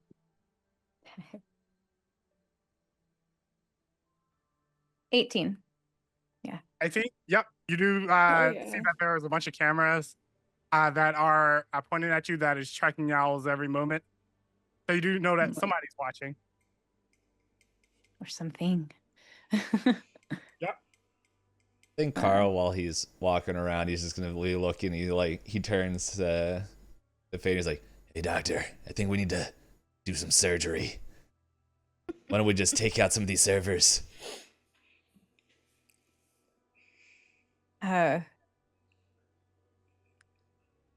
Fader's gonna look a little hesitant. But say, what if we start with trying to see where the wires from these cameras are going? Start there. That's why you're the doctor. And I'll roll what, perception, or would that be mechanics? That's worse. I don't want to do that one. What should I be rolling here? You can roll perception to see find where the wires go. Oh, I switched to die and I can't read it, but it's a double digit. Okay. It would be so bad at math when I'm on the spot. Right? That would be a 22. Oh, nice. God. All right, you can. You won't be able to make where the cameras are going to in terms of the wiring and who possibly could be watching, but you can make out clearly that the servers are connected to something that is of a larger entity. In terms of you're able to follow the wires, and you can lead the group directly to where whatever is connecting these servers are connected to. This one right here. So, Dr. Dante, do you think you can just blow it up? With your powerful magic gun? Are they both doctors? Everyone's a doctor now. That's what we told them. Yes, doctor. Of course, doctor. That happens when you let the joke character talk too long. and Dante will look at Carl and walk over and see if he can just unplug it.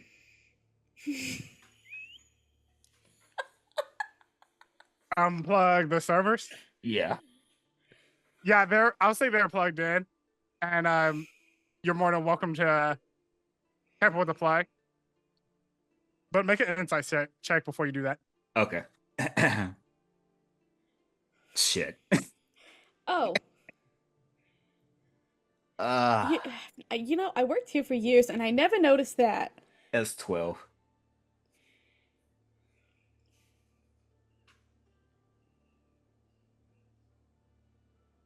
It's 12. 12. All right. With the 12, you do get a sense that this server room is something of importance, but you're not exactly sure how important. So if you unplug it, you don't know whether or not this could actually cause something to go awry or if it's the right thing to do. Ye- I trust I you, think doctor. I will ask Carl.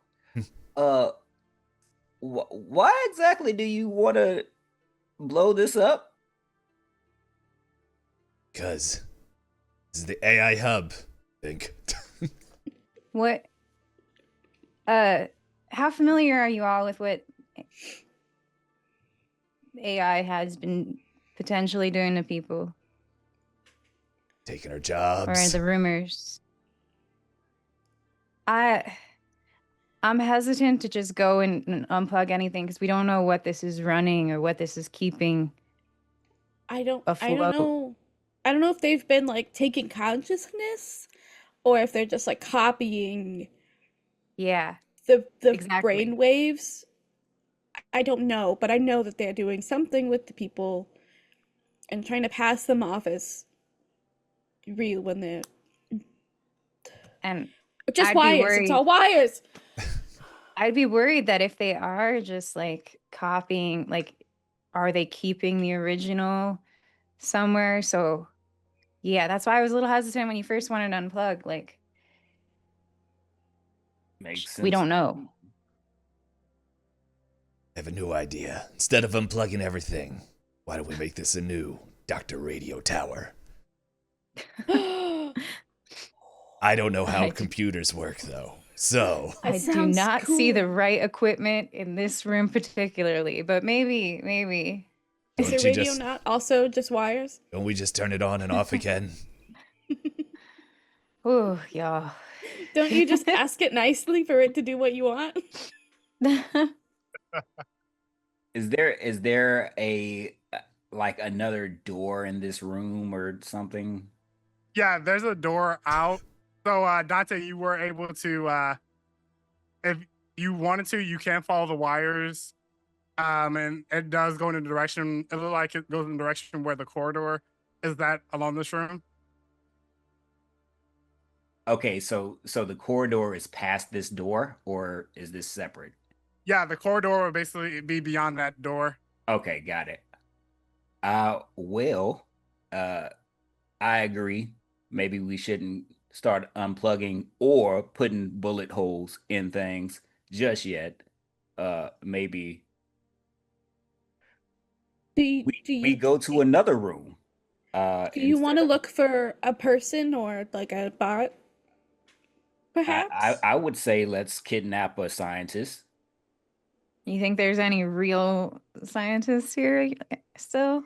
I The mean, closest there's thing that we can find to one. one way to Yeah. find out. Yeah, I think we keep going. Break their fingers individually, they'll fess up. Whoa, okay. What? Let's save Stanley.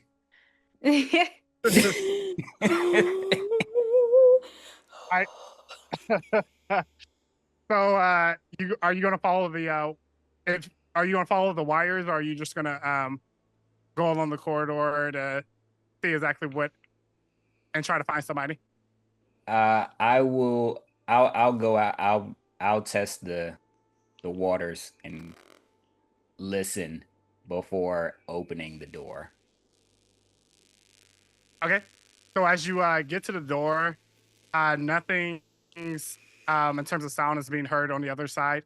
Uh, it's around probably 11 o'clock, 10 11 o'clock p.m. in the evening.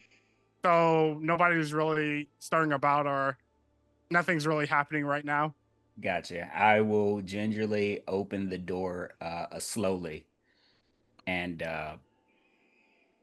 do a quick glance. As I'm opening.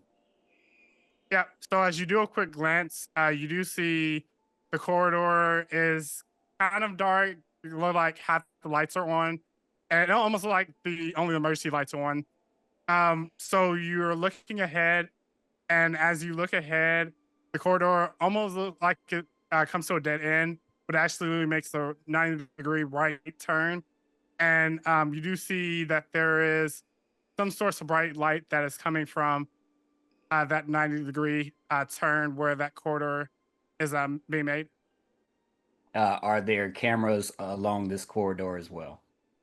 There is, yeah. So there's camera pointing directly at the door, and there's also a camera that's pointing the long ways down the corridor just to see who's walking up to that door from inside the corridor. Are we carrying anything that could potentially be thrown? I'll say if What you kind? could have picked up something before you had left. Took the net that they captured At us this in. point, with the emergency lights on and this giving serious Terminator alien vibes for me, I'm going to manifest my my assault rifle and start tactically maneuvering down the corridor, and I will I will gesture for them to follow. I was just gonna smash the cameras, but that's probably better. Look like you know what you're doing. I'm also gonna go last. That way, if there's anybody following us, I'll be that first line. Okay.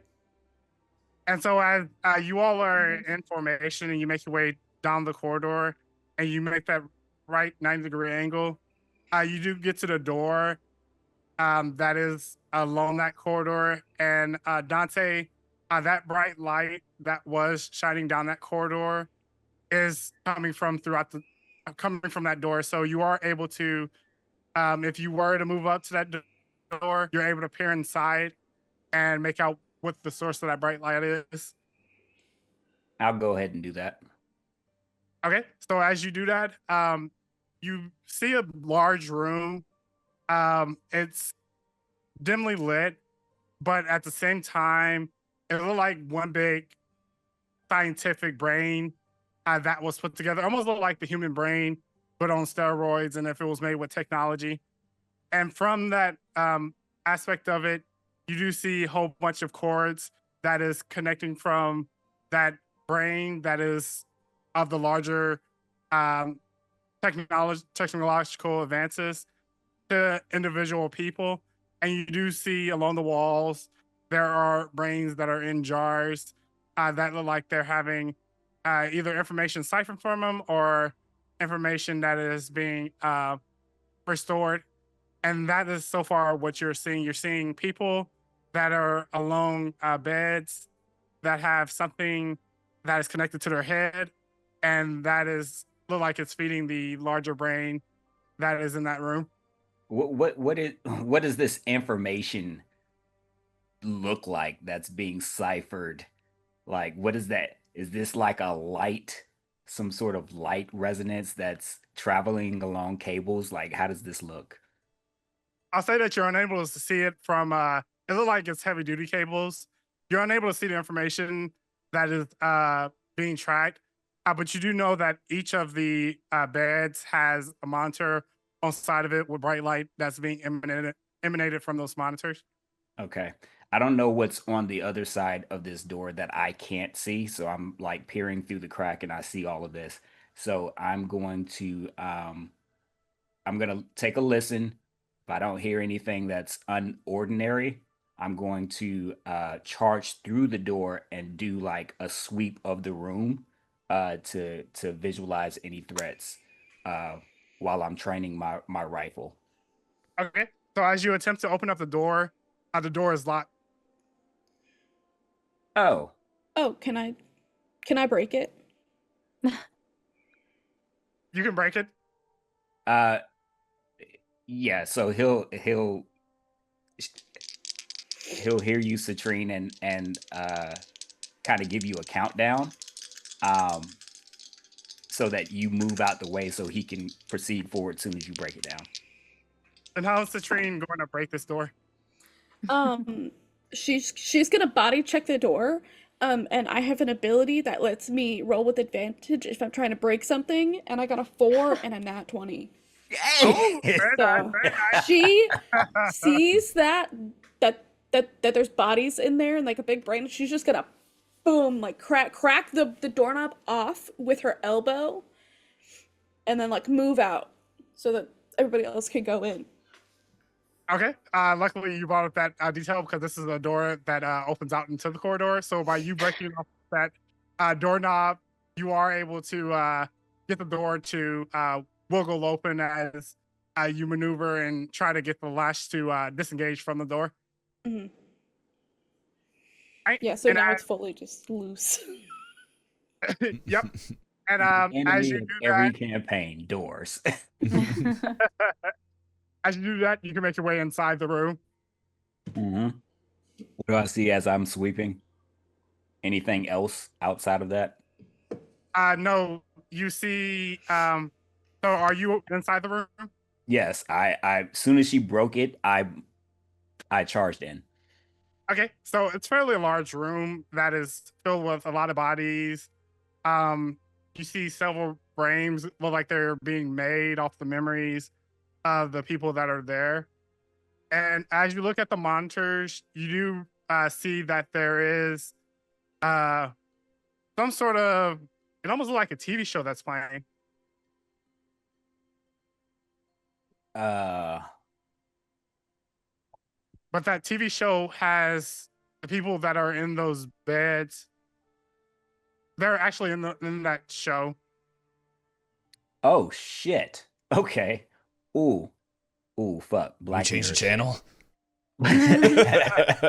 I'm trying to track like the next uh um entry exit. Yep. So To there this is room. an exit point that is on each of the wall on your left hand side and right hand side. You do see that there are other corridors that are able to be accessed. Okay, so 2 other corridors. While they are in the room or searching the room, I'll check those doors for any sound. There's I no don't sound want on those something doors. coming into the room while we and take us by surprise. Yeah, there's no sound coming from those doors, but they are locked Yeah, like the previous door was. yeah. I'll stay prepared, just in case anything does come in, but engage with the group. Okay. And what is the rest of the group doing? When I enter the room and see all the people in beds, I'm gonna see just a quick sweep if I can see Grayson from how he was described.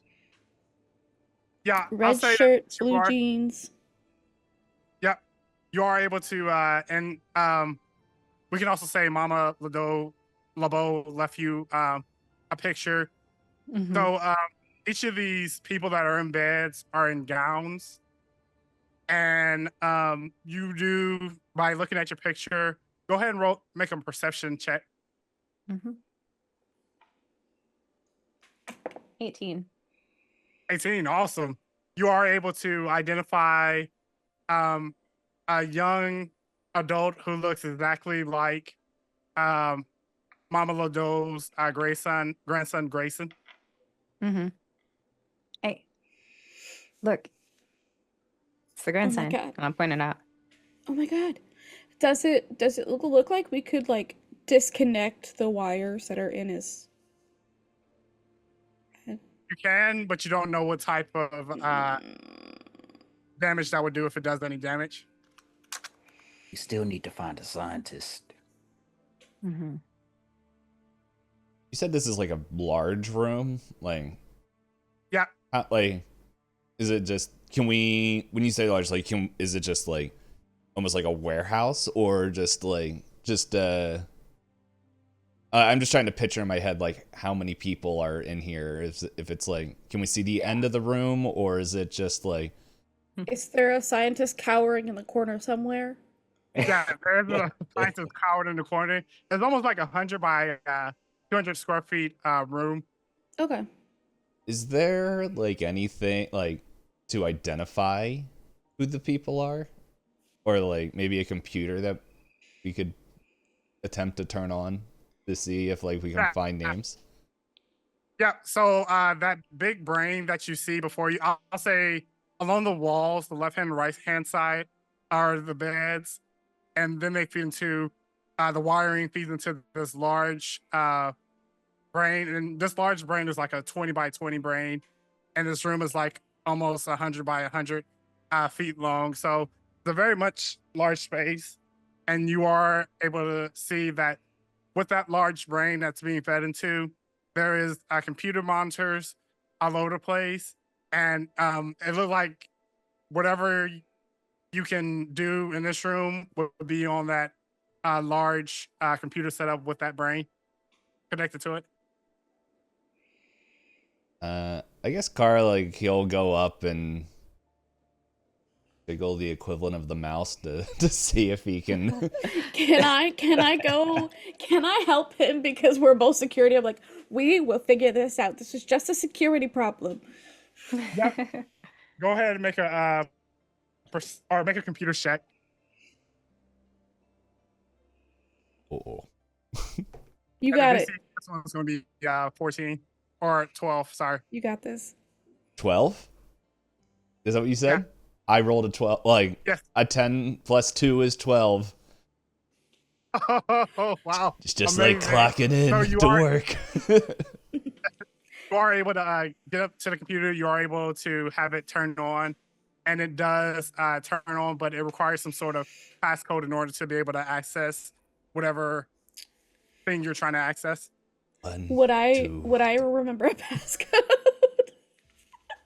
I'll say for this system, you probably wouldn't be able to remember. Okay. I'll let you roll it with security with advantage to see if you had any conversations with the technology, you guys. But since this was outside of your purview. Oh. Damn. Either way. I swear to God, it happened again. Not 20? A 5 and a nat 20. I swear to God. Oh my goodness. Hold on. I think I can That hold is security wild. back. But yeah, so you were able to break into the system. You were able to jailbreak it. And as you get into the system and get past the firewalls, the door behind you that you once opened and bust off the hinges, it does slam shut. And you don't know how it basically repaired itself, but it overall is back to the way that it was before it was busted open. And as you take a look behind you to see the door, what are you all doing in this situation? I feel like Carl's still locked in on a computer. He's like, there's noise. It's, He's doing that, and Citrine goes like back to back, so like one of us can focus on the task, and one of us can like be like a roving pair of eyeballs for danger. I also, Security 101. I also like to imagine like the nat 20 that like it doesn't have to manifest the way, but the way my brain's imagining it was like, what is the code? And you hit it, and it's like the monitor turns just like a sticky note on the back with the password. I love that. There's a drawer. She's just like, It's like, it's oh, right here. you did it. Is there like a? I guess I'm just looking for like a search, like if there's like a way to like search like who's plugged in. Yeah, I can say you can in that computer you can see exactly who's plugged in, and you can glean from it the reasons why they're plugged in. You do make out that for reasons of preservation, of reasons of rewriting history and making things right, you get a sense of for reasoning of happiness, and you are able to glean this information. And as you all are searching and sifting through this information, you hear behind you, well, well, well. What do we have here? My rifle snaps to the voice. I've got, but I'm posted up. I'm ready. I'm ready. I'm ready for a fight. I'm looking for it. And as you turn around, you do see the brain lets out a beam, and all of a sudden, this person manifests out of nowhere. Well, Is this a hologram? would you like to check and see if it's a hologram? I would love to. I don't think Dante would understand it's a hologram if it is. Okay. So I will take a perception, but he won't even know it a hologram. I want to know if this is a real person or not. Go ahead and make a perception roll. I don't know shit. 8. Oh, wait. 11. 11. You can see that it has some solidness to him, but you're not sure if it's because of the lighting or if it's because he's actually pretty solid. Okay. I had an 11 too, so that's all I yeah. I got nothing. And so as you all are engaging and with this figure, what do you all say to him in this moment? As he's waiting for you all to answer in response to him being materialized. You have doctors. Doctors. You said what do we have here? You have doctors. Yeah, and we're here to perform surgery. And I like roll back both sleeves. The Henry Cavill. I cocked my arm. I don't recall needing surgery. That's the tricky all thing the about parts. surgery. That's hard. You know, it comes in emergencies. Well, since you're in my lab, might I ask, what do you think you're doing on my computer? No. No, you can't. No. Okay, I'm gonna go home now. Bye. Okay. Good talk. Security wins again. Wait, we might need you. But you can tell that ever since he entered the room, you do feel a large pressure around you all, almost like he's one with the room as you all are having this conversation with him. What's the deal with this big brain? Oh, you want to know about my lovely brain? I just asked you. Yes. Well, my brain is filled with the core memories of so many civilians, of humans who have decided to sacrifice themselves for the greater good. Decided to, or Yes. compelled to. We call it happiness, is what you humans may refer to it by. Humanity for centuries have been geared towards wars, geared towards keeping people oppressed. And I think overall, people are just looking for an escape where they can find true happiness in their core memories and build upon those. And so you are compelling people to stay in their own memories. Oh no, I don't compel them. They choose to. That doesn't make any sense. That doesn't make any sense. Are you abducting people? Abducting is such a loose term. I fear that That's a yes. And he he trains his gun like on the brain instead of the hologram. I go ahead and make an attack roll, and that will say that's a surprise round. Well, I'm not shooting, It's a Oh, you're threat. not shooting. but it's a threat. Yeah. Okay, well, when he sees that threat, he's gonna go ahead and take action. So everybody go ahead and roll initiation.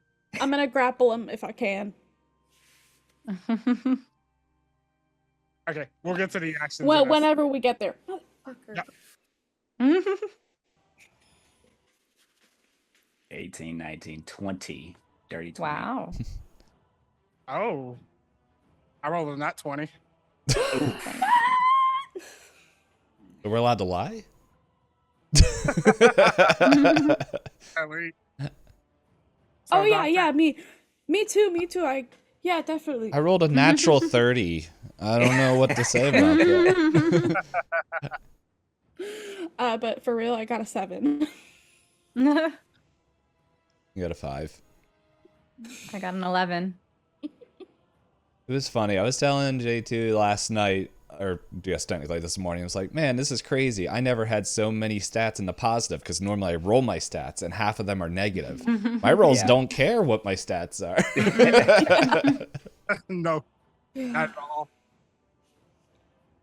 All right. So as you train your gun and pointing to him, or pointing towards the larger brain, he's then gonna go, I don't think so, and it's gonna go ahead and make an attack against you, Dante. Is it this being that's making the attack? Yep, it's being Okay. materialized. Okay. Gotcha. So So it is corporeal. yep. So that's gonna be 17 to hit. Does that hit?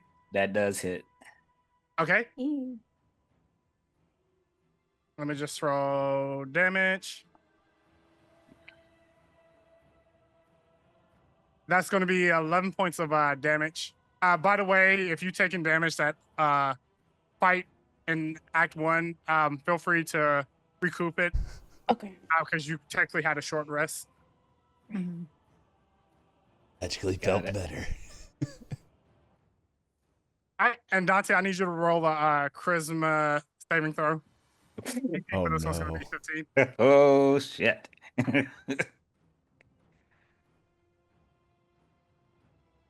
Okay. I have a -1 on charisma. Me too. So that's a 7 total. All right. So Describe a memory of one of your loved ones, Dante. Uh, Memory is a little funky for Dante, but one memory that may come to mind is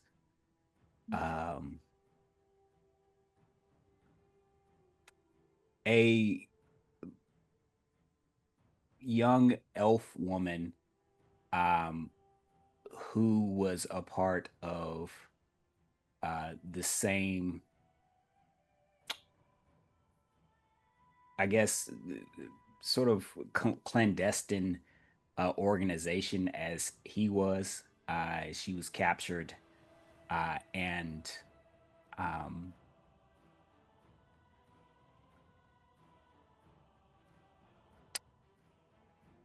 when he met her, she was on the run, and they became close over time. And he vowed to protect her from that organization, and he has not seen her in probably, I would say, it's been about 1,000 years probably so far. Yeah. So as he lets off kind of sort of a psychic attack and pierces your memory and retrieves that core memory, you then take a look at him and you do hear him say in her voice, Dante, my beloved, come to me. As he says that, you are stunned until the end of their next turn. Oof. All right. So since we had you up next, we're gonna go ahead and go past you. Fader, what are you doing? Dang. uh, I think Fader is going to first again pull out her boombox and again put in a cassette tape. This one starts with more like a bass groove, and then comes in with a drum line, and it's gonna look this time, I think, to Carl to a command to allow them to attack as my bonus action. All right. Carl, go ahead. Okay. Well, I guess my guns aren't in my hand, so it's just. I guess I'm just. Pull them out. We'll say that's a free action. Wait a second. I think I have a skill for that. You're not using the gun as the mouse? Yeah. I know I saw it somewhere where it's like. Oh yeah, there it is. Gunslinging. This is a sharpshooter level 1. I can draw 2 one-handed light weapons as a free action. I can also reload both guns without needing a free hand. So That's badass. So he's just like, it's business time. And he's just gonna he's got lefty and not lefty, and he's gonna shoot lefty.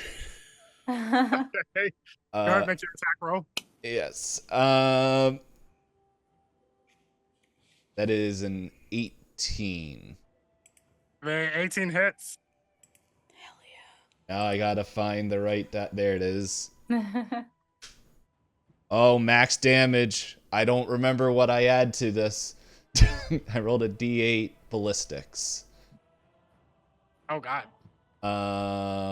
Ballistics. Yeah, that's the weapon damage type of the gun. So it's ranged though, so yeah, it's from bullets and other fast projectiles. So just I remembered this last night and then I went to bed. So I'm trying to remember if there's anything that gets added to guns or if it's just straight damage. Dexterity, I think. Dex? Okay. Because it's ranged, Proficiency? Yes. Oh, the proficiency. Are you, My maybe? Are you proficient? Yes. Everything is really small. This character sheet. Yeah, sorry. Yeah, so you get your proficiency bonus added. Yes. to the damage, and I think that's it.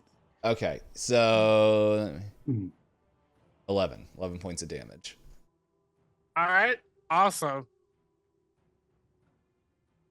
So as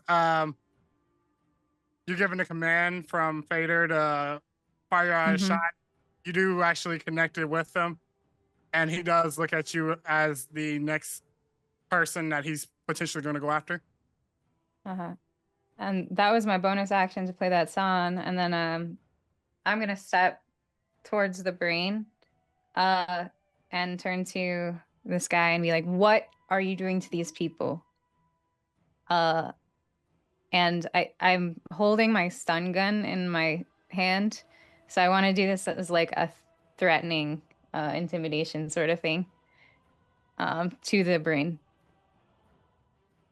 Yeah, and as you do that, as you are threatening the brain, he's basically gonna go, I wouldn't do that if I were you. If you think I'm causing harm to these people, what you're about to do is about to cause even greater harm. I think I'm going to. Yeah, I think that'll be my turn then. Okay. All right. So next up in the turn order, we have Citrine. Okay, I want to run up to this guy and grab him by the collar and just start wailing on him. I'm gonna be reckless about this so that I can roll my attack with advantage. Perfect. Go ahead and roll. Okay.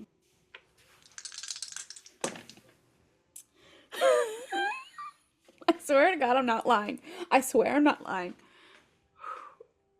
But I'll take the 19 if I have to. But I just crit again, I swear. Oh, no. I'm Go ahead. not I'm not lying. I swear I'm not lying. I swear. I'll move my camera if I have to. No, you're on the hot streak. Go ahead. I picked up new dice. Okay, they're working very well. But I'm going to hit and I'm just you're gonna tell us what is happening to these people, you bitch. This is a kid show. Settle down, Citrine. What? Calm down, Doctor. Dr. C, what are you Get a hold of doing? yourself, doctor.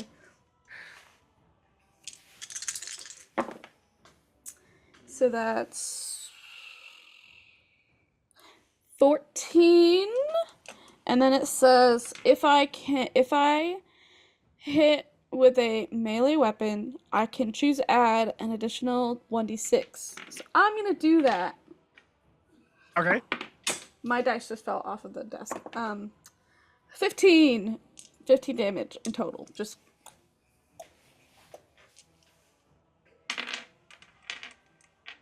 All right. Y'all getting some big damage against the big baddie.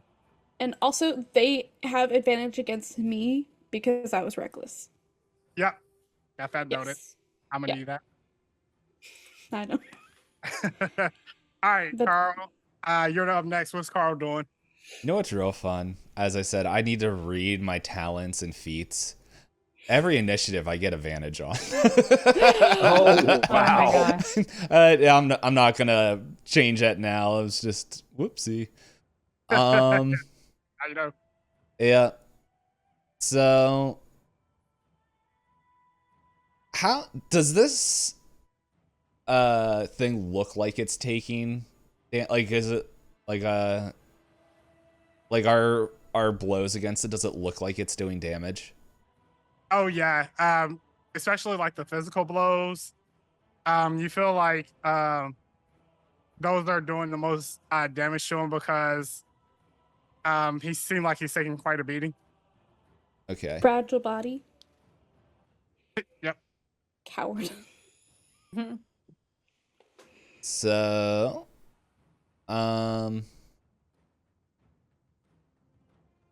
yes. So I think he's just going to, I believe he shot with lefty and now he's going to shoot with not lefty at the construct thing. Zing. Time to alt F for you. Oh yes, I just need a banter because that's A dirty 20. Hey, nice. Go ahead and roll for damage. That would be 5 points of damage. Could be. Hey, so good. It's so damage. Mm-hmm. All right, is that gonna be it for Carl? Yeah, I guess. Oh no. Carl has in his brain there's something with that computer, but it's like I don't think he's gonna really mess around with it while threat is there. So, like, I guess also in his mind he's like, gotta protect the doctor, and it's just I guess move so he's like in between the construct and Fader. Okay, perfect. All right, so next up is going to be the curator turn. That's what it was called. Yeah. I am Carl. What's everyone's name? We did not introduce ourselves. We don't need to. We have guns. We have guns. Citrine is also dual wielding. All right, Citrine, this one's going to hit you. Does a natural 18 hit you? Yes. All right, so he's going to go ahead and roll for damage.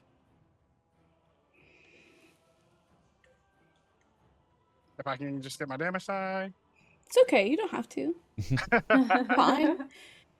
And that is going to be, I roll max on that. That's going to be 17 points of damage. Ow! Doctor, do something. Christmas saving throw. A charisma saving throw. Yep. Oh Lord. Okay. Me and my -1 against the world. Don't. I might be able to help you if you roll badly. Or It's 19 on the dice, so 18. Oh, nice. That's the seeds. Yep. So, again, he was trying to do the same thing with you that he did with Dante, but it wasn't as effective this go around. All right. So next up in turn order is Dante.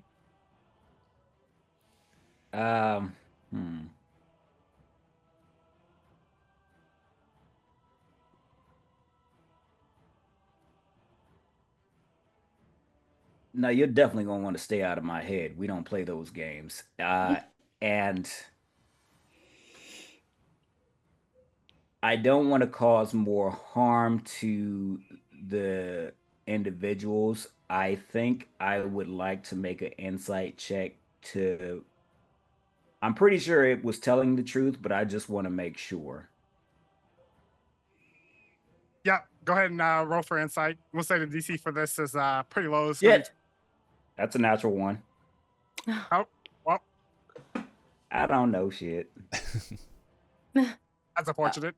Yeah, that was really unfortunate. Shaking off the brain fog. The literal brain fog. I guess I'll use my words.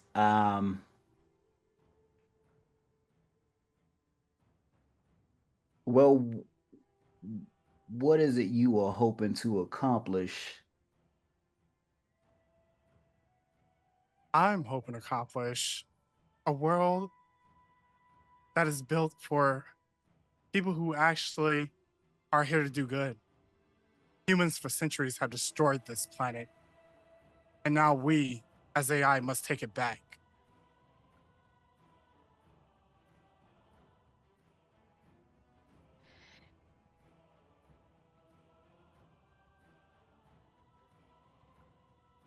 Yeah, I'll shoot the construct, not the brain.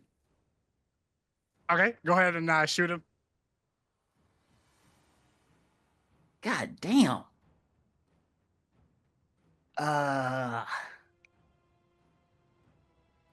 That's a 12. A 12? Yeah.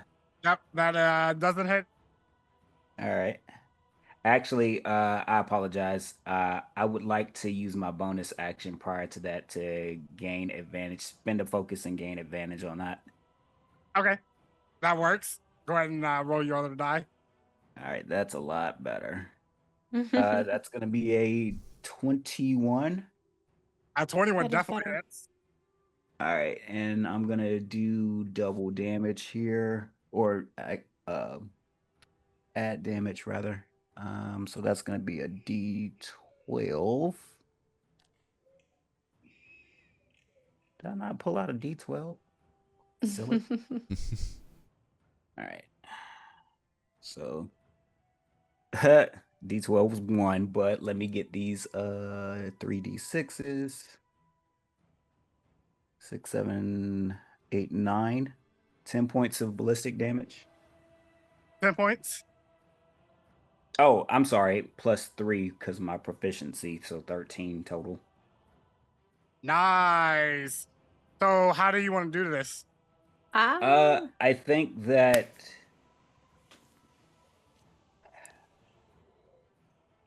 yeah, you definitely don't want to stay in my head. That whole conversation happened, and he feels like a disconnection with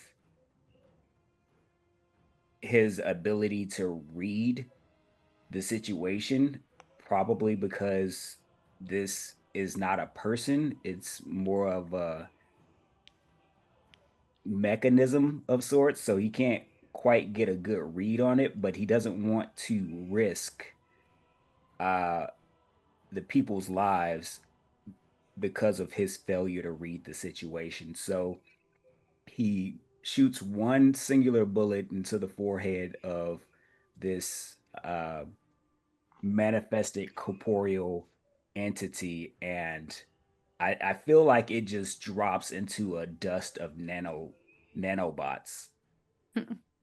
Yep. So as you do that, as he drops the dust of nanobots, and all of a sudden it's quiet, and a still peaceness falls amongst you all, knowing that you have defeated this entity. But then all of a sudden, the nano pieces begin to come together again Of and course they retake shape. You can't get rid of me that easily. This Of is my course house not. you're in. And as he does that, he's going to call forth his echoes. And each of those echoes are going to take their turn at the end of the round. But you all have the echoes whispering to you, I can preserve you. Step into the stream and never suffer again.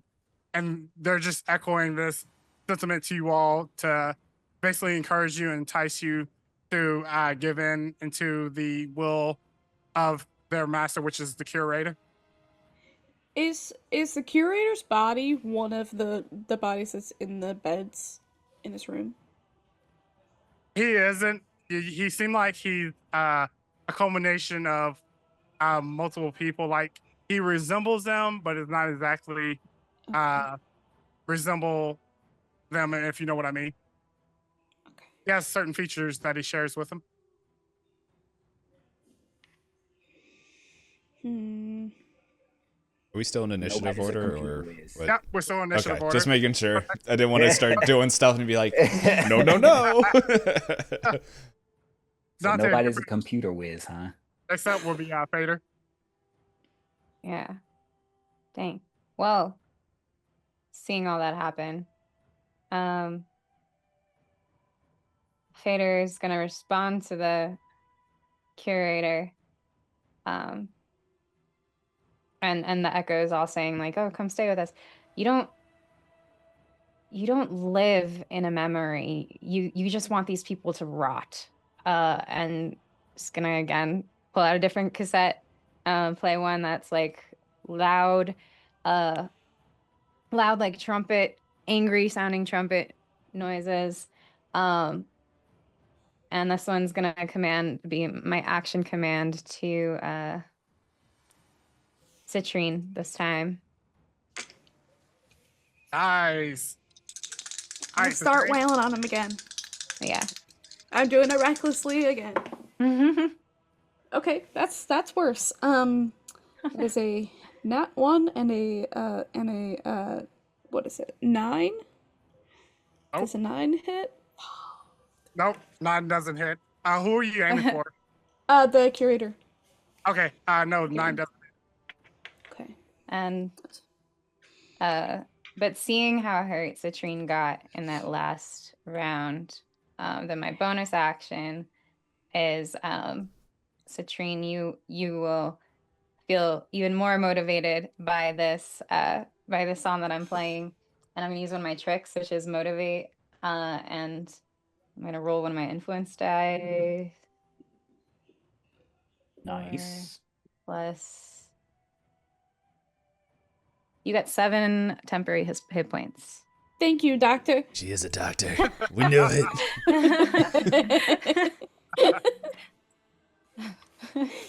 Thank you, doctor. Another single tear falls on her cheek. All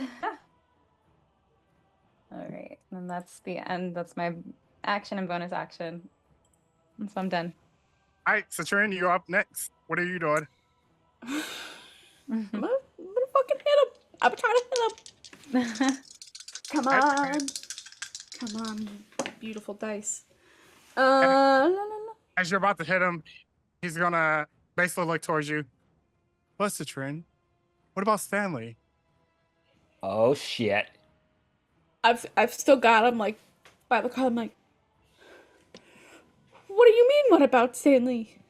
Keep it together, doctor. Don't you want to live that wedding day forever? It was a No! very beautiful day. I don't. It was a beautiful It reason. was, but we had a future and it's gone. And I'm like shaking as I'm still holding him. Does a 14 hit?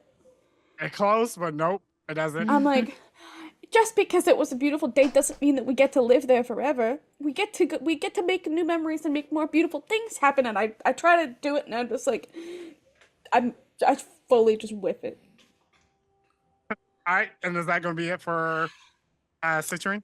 Let me look about bonus actions because I don't remember. La, la, la, la.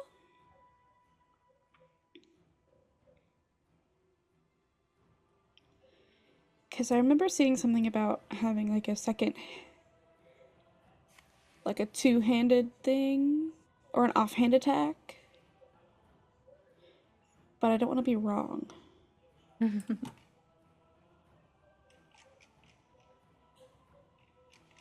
Mm,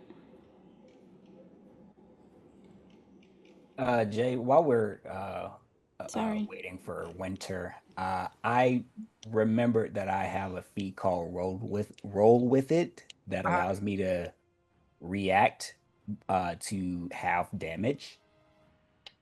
Okay. Do you mind if we what's that word? Crap. Retcon? Retcon that? Yeah, Control Z. Yeah, control that. Appreciate it. that worked. I found it. So it says I can make an offhand attack if I'm using 2 different weapons. Are each of my hands considered a different weapon? I wouldn't say in this case it would be considered a different weapon. Okay, I'm gonna try to hit them again. Okay. Okay. 22. 22 definitely hits. Okay, great. Okay, so that's 10 plus, and then the other 11 damage. 11? Yes. Nice. So he came back looking healthier, but you are beginning to wear him down again. Don't you ever use Stanley against me, and I'm right in the jaw. Does it look like I know he this construct, the what is it? The curator reintegrated himself. Yeah. Does it look like when he reintegrated that it was a complete reintegration, or is it kind of like glitching now? Does that make sense? Yeah, it makes sense. Yeah, it looks like it was a complete reintegration. Go ahead and make an insight check. Sure. God damn. And It's DC gonna for put this you one's away, guy. 12.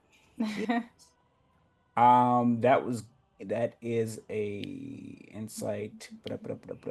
Math faster. 17, 16. Oh, 16? Yeah.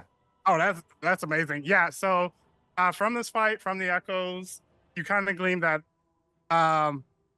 one, him being able to vamporialize again means he's feeding off the power source, or his power source is unlimited in terms of nature. So you feel like he could be getting his power from people around him, and two, you feel like your backs are against this wall in this fight, and then that there is only several options to get out of this fight, and one of those options may not be fighting him because of that limited power source that he has. I will. I will share my theory with the team. Probably by saying, "Yeah, I don't think we're gonna win this fight, guys. We might need to rethink this." We could try to unplug someone, see what happens. I do not want to be the executioner, so have at it.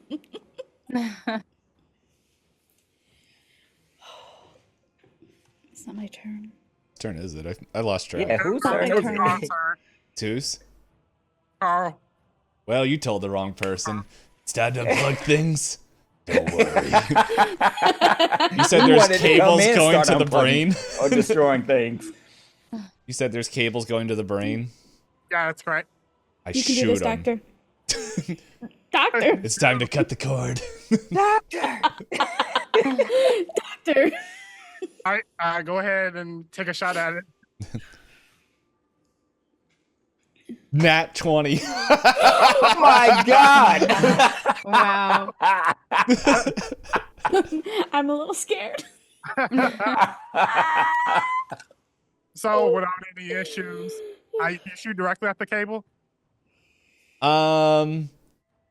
Yeah, I guess like in my mind I was thinking like what, because and this is just how my brain was translating what you're saying, was like there's multiple cables coming in and like kind of all like going like kind of bunching up together going into the brain, or is it like bunch of separate little cables going in like at different There's ports? a bunch of separate cables going in. So there's like roughly about 50 to 100 cables that are going into this brain. I shoot the biggest one. Yeah, I'll shoot the cable. Okay. And go ahead and roll for damage. Oh yeah. Oh wait, I get to do that. Here you go. Oh. Wait a second. I gotta open the jar. There we go. Right. And then let's see. Because once again, reading what I can do. And then I lost it. Okay, so now I can add my dex modifier to my damage rolls. With offhand ranged attacks. I don't know if there was an offhand. I don't know which one is the offhand. Because I'm dual wielding. Oh well, I'll just keep it simple. That'd be 12 points of damage. Oh wait, that's... Wait a second, did I do that right? do we roll 2 dice, or do we just double one? You just double your dice. Oh, I don't know why I grabbed an... Okay, this... That was the one. Okay. So, it would be 13 points of damage. Okay. All right, moment of transparency. These cables have about 18 HP points, hit points attached to them. But make an insight roll.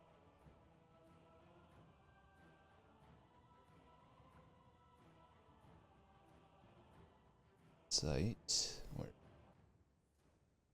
Them cables thick. That is a 22. All right. On a 22, you're able to see that you affected the AI or the curator, but you also are able to see that he's more so focused on being worried about the human that the cable's connected to.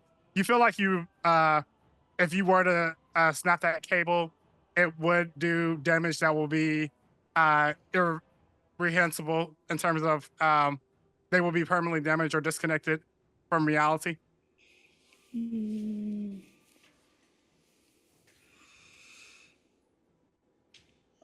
Does anyone else want to make an insight roll? Yeah. Yeah. Definitely. 12 plus 3. 15? 15? And 22. Perfect.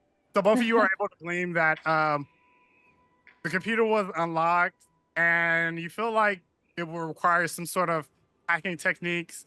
And if you were able to hack into the main system, that potentially could shut this battle down if you were to do that, because he's controlled by the computer. Hacking into the mainframe. Exactly. 1, 2, 3, not it. All right. And so, with that being said, it's going to be the curator's turn. So, Payne, being that you went for one of his prize people, he's going to go ahead and roll against you. That's going to be a 24 to hit. Yep.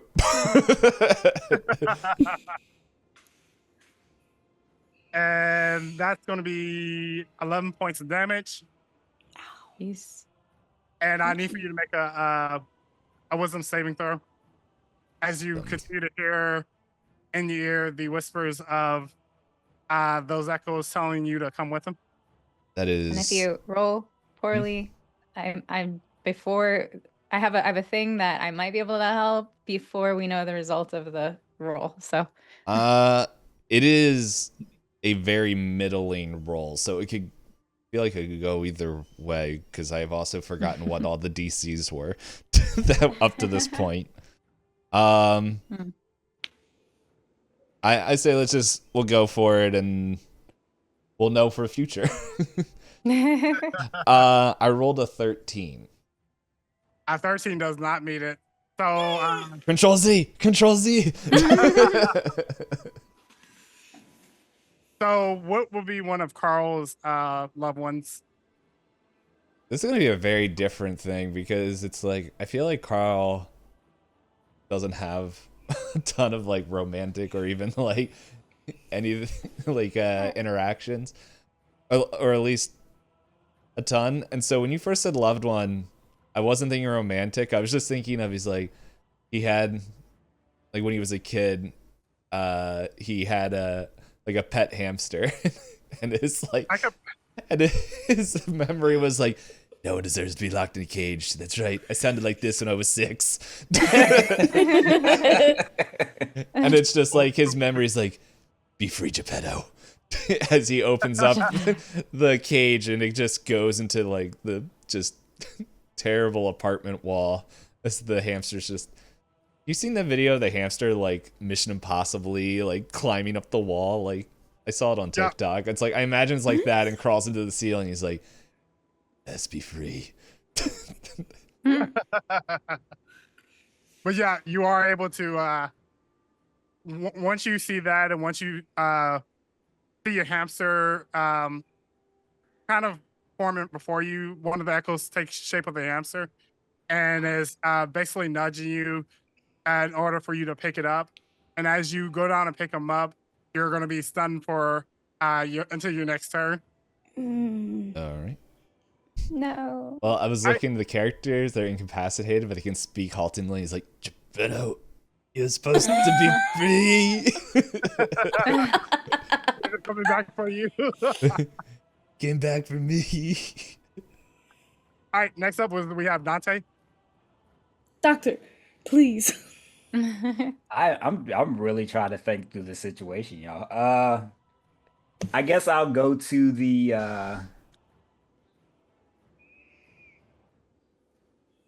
I am not that intelligent. I will try my best with this computer. Right, go ahead and roll. I'll fumble my way through the file system and operating system. You can do this, Doctor. What the fuck I'm doing? Let's go with luck. Yep, It's just patient records. 16. Say that again. It's going to be a DC of 16. Roll a computer Oh, roll. okay. Well, I appreciate the transparency there. Nope, don't roll that one. Rolled a 52. We'll roll this one. I rolled with my D30 That and I did only not got a help. 24. That's a 7. 7 for computers. Yeah. Yeah. I don't know what I'm doing here. Do I shoot? Geppetto.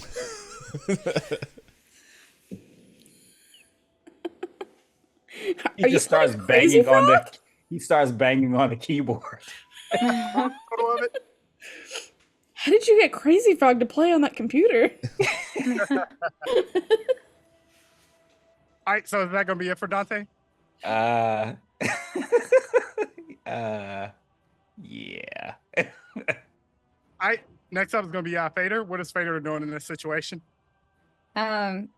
Looking around, how rough does everyone look to me visually? Um, I got a scratch or two. Not bad. I've got a couple bruises on my arms. Mhm. But on a scale of like 1 to 50, I'd say I'm doing pretty good. How's Kara looking? He's in rough shape. Okay. So I'm gonna start my turn by changing the cassette. This time it's gonna be more of like a ballad. I'm going to motivate Carl. And I'm gonna roll to give you some temporary hit points. Hear that, Geppetto? It's the doctor. You got 6 temporary hit points. It's gonna save us all. um, and then for my action, I'm gonna go to the computer and be like, Dante, let me try. Okay. Just He make sure I don't goes- get attacked. Yeah. And I want to try to see if I could figure out the mainframe. Okay. Go ahead and make your Doc- computer roll. Doctor, Okay. the mainframe. That is a 15. Oh, just one short. Ah, damn. Dang.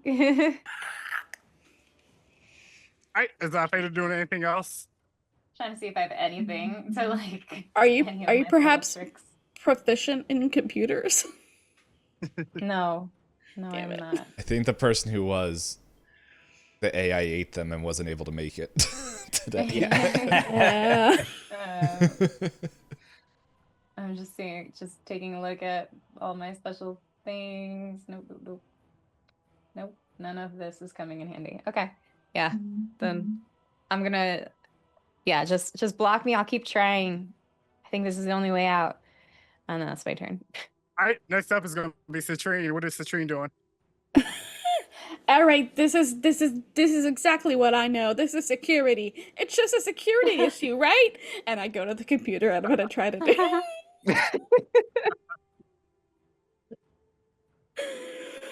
Brute All force right. it. All right. Okay. God damn it. Okay, Yeah, I'll put hear me out. Could I get you to let this be security instead of computers? Is I'm proficient in one, not the other. I think if you make a great case for it, Now, how, All right. We'll get your taste for it. And I'll just give you a little preface for this. So you do know there's a difference between technical security and physical security, like property security. How do you think that crossover will help you in this situation? Right. So I'm familiar with the passcodes and the key codes because I had a big binder full of them and the names. And so occasionally I would have to have Sandra from IT help me log into my computer because I did have one, but I didn't use it very much. However, I did more than just play solitaire on that thing. I know how to work the cameras and how to switch back and forth. And I know how to log people out that aren't allowed to be there anymore whenever they got laid off. I had to make sure that they no longer had access. all right. we'll say that since you had close relations with Sandra and you two were work comrades, yes, you can use security as. Hilarious. Way to go, Winter. I got a 14 on my dice, but I'm proficient in security. And I have Hey, +3. Hey, look at that. we in there. 17. 17. We in there.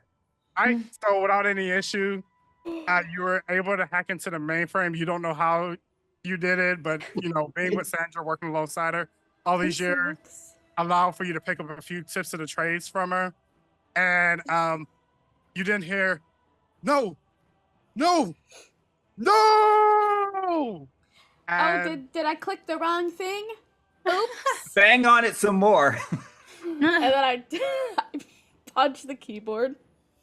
And as you touch and hit enter to put in the last data code that you need to get rid of the enemy, the big baddie, you do hear from him, I was only trying to help humanity, as he goes away and fades out of battle. And with that, you are able to take a look at the bodies that were part of that mainframe. You are able to shut down the mainframe, and people start to come awake. And what are you all doing in this situation? As it seemed like for now, everything's kind of at peace, and things are beginning to settle down. I'll go to collect Grayson. Grayson wakes up, and as you go to collect Grayson, you do see Stanley right beside Grayson, a couple of beds down. Hey. Is it really you? Is it really you in there? And I'm like trying to touch him. I'm like, and as you do it, he's gonna go, oh, no, don't touch me in the face. You know I don't like being touched. I'm sorry. Okay. Oh my god, this is bad. Oh my god. I thought they had taken you. I thought you were lost forever, but you're here. That better be you, because I will rip you to shreds if it's not. It's me. I promise, it's me. Don't, please don't hurt me, and don't touch me in the face anymore. I don't. I'm Yeah, sorry. I'm sorry. That was the test. Because before, when I met you, you didn't mind it, and that's what I knew something was wrong. And as we kind of close out that scene, we then cut to the scene of Lady Madhu taking her son to bingo. You all are, I'm sorry, Mama LeBeau taking her son to bingo. You all accompanying them to bingo. She didn't win big with her grandson, but you all go ahead and make a final roll. We'll say we'll make this roll. Whoever rolls the highest on the D20 and use whatever you're the most proficient in, you're going to be the big bingo winners at this game. We don't get to play bingo. That's so funny. Okay.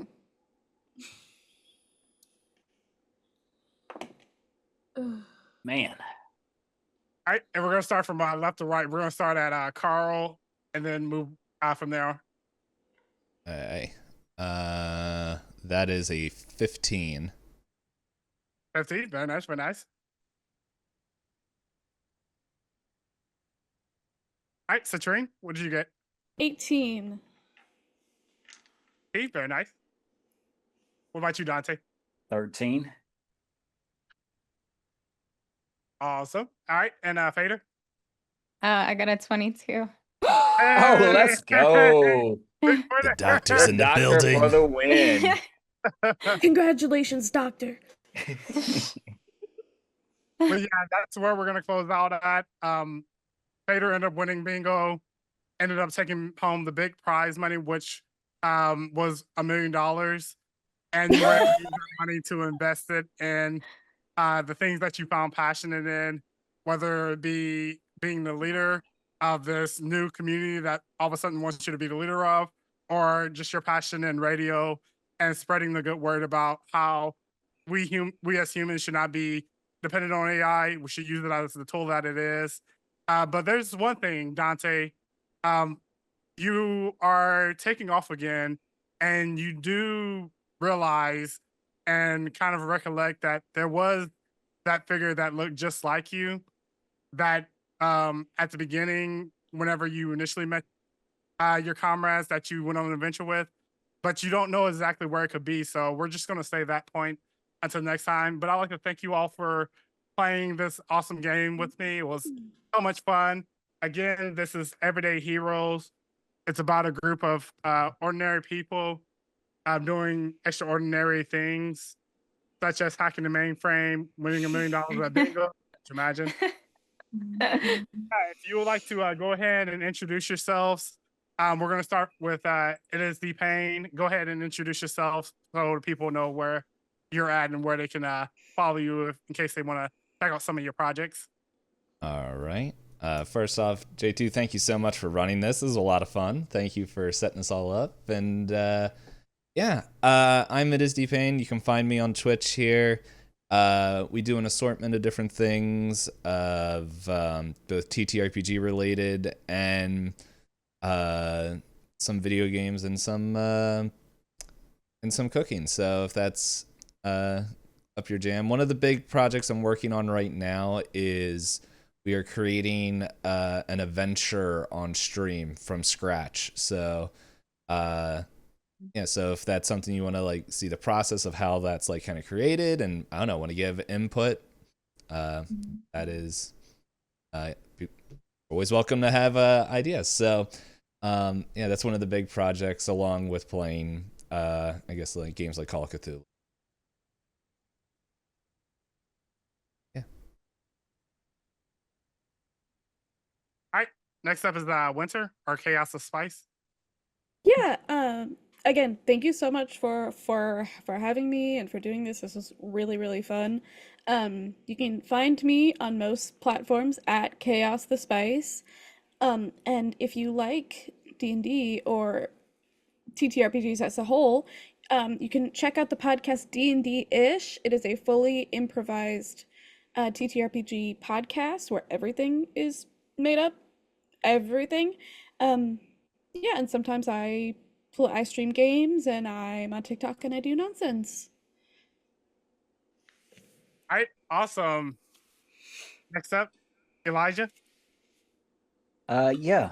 Limitless Eli Will is where you can find me on Twitch and all various sorts of social media, including Blue Sky. Over there on Twitch, we are committed to Project Infinite Engine, where we play, inspire, and empower through whatever means elevates life. Um, I'm a fitness streamer. I also game on the hardest difficulty. So thank God of War mode for everything. Yes, that is me. And we are heavy into TTRPG and world building creation. I am currently in the creative process of writing my own literary work. And this was based off of a campaign that I just came off of. The character you have met today, Dante, is my character that I use all across any campaign that I do. He shows up in different worlds in various iterations, different skills, whatever. And what I would like to say, J2 Ruto and everyone else, I would definitely love to use this story. I enjoyed this very much as a culminating catalyst for um, that pocket mirror that we saw him playing with earlier in this game. Um, Serves as a way to um, travel between worlds. It doesn't work though. And so I think in this world, JT Ruto, he finds, or he probably continues to work alongside Fader, and they do a whole bunch of R&D stuff and create the science of quantum etherics, which is the uh, junction point of magic and science. So That more to is come on awesome. that. Yeah. All right. And next up, and last but not least, Jim. Hi, I'm Jem. You can find me everywhere at Gemaginative. I'm a cosplayer, AP performer, and immersive artist. Um, in terms of current projects, right now all I've got is I'm in a Vampire the Masquerade Chronicle that plays every other Sunday on Pluto's Underworld Twitch channel. So our next episode is actually this upcoming Sunday. And then it's a bit far out, but I'll be at PAX U and hoping to see people there. So if anyone's going to PAX U, I'd love to hang out. Oh yes, for Thank you sure. again. Hey, no problem. And again, my name is Jay Tarudo. I'd like to thank you all for tuning in. Make sure you drop all these amazing cast members a follow, check out their amazing content. And overall, this was a pretty fun experience. And I like to say from the bottom of my heart, thank you all so much for coming to the table with your joy for playing TTRPGs and sharing them with not only me, but the rest of the world out there. But we're going to go ahead and head on out. But I thank God for the day with happiness. Until next time, stay awesome, be kind, stay safe, stay healthy. Much love.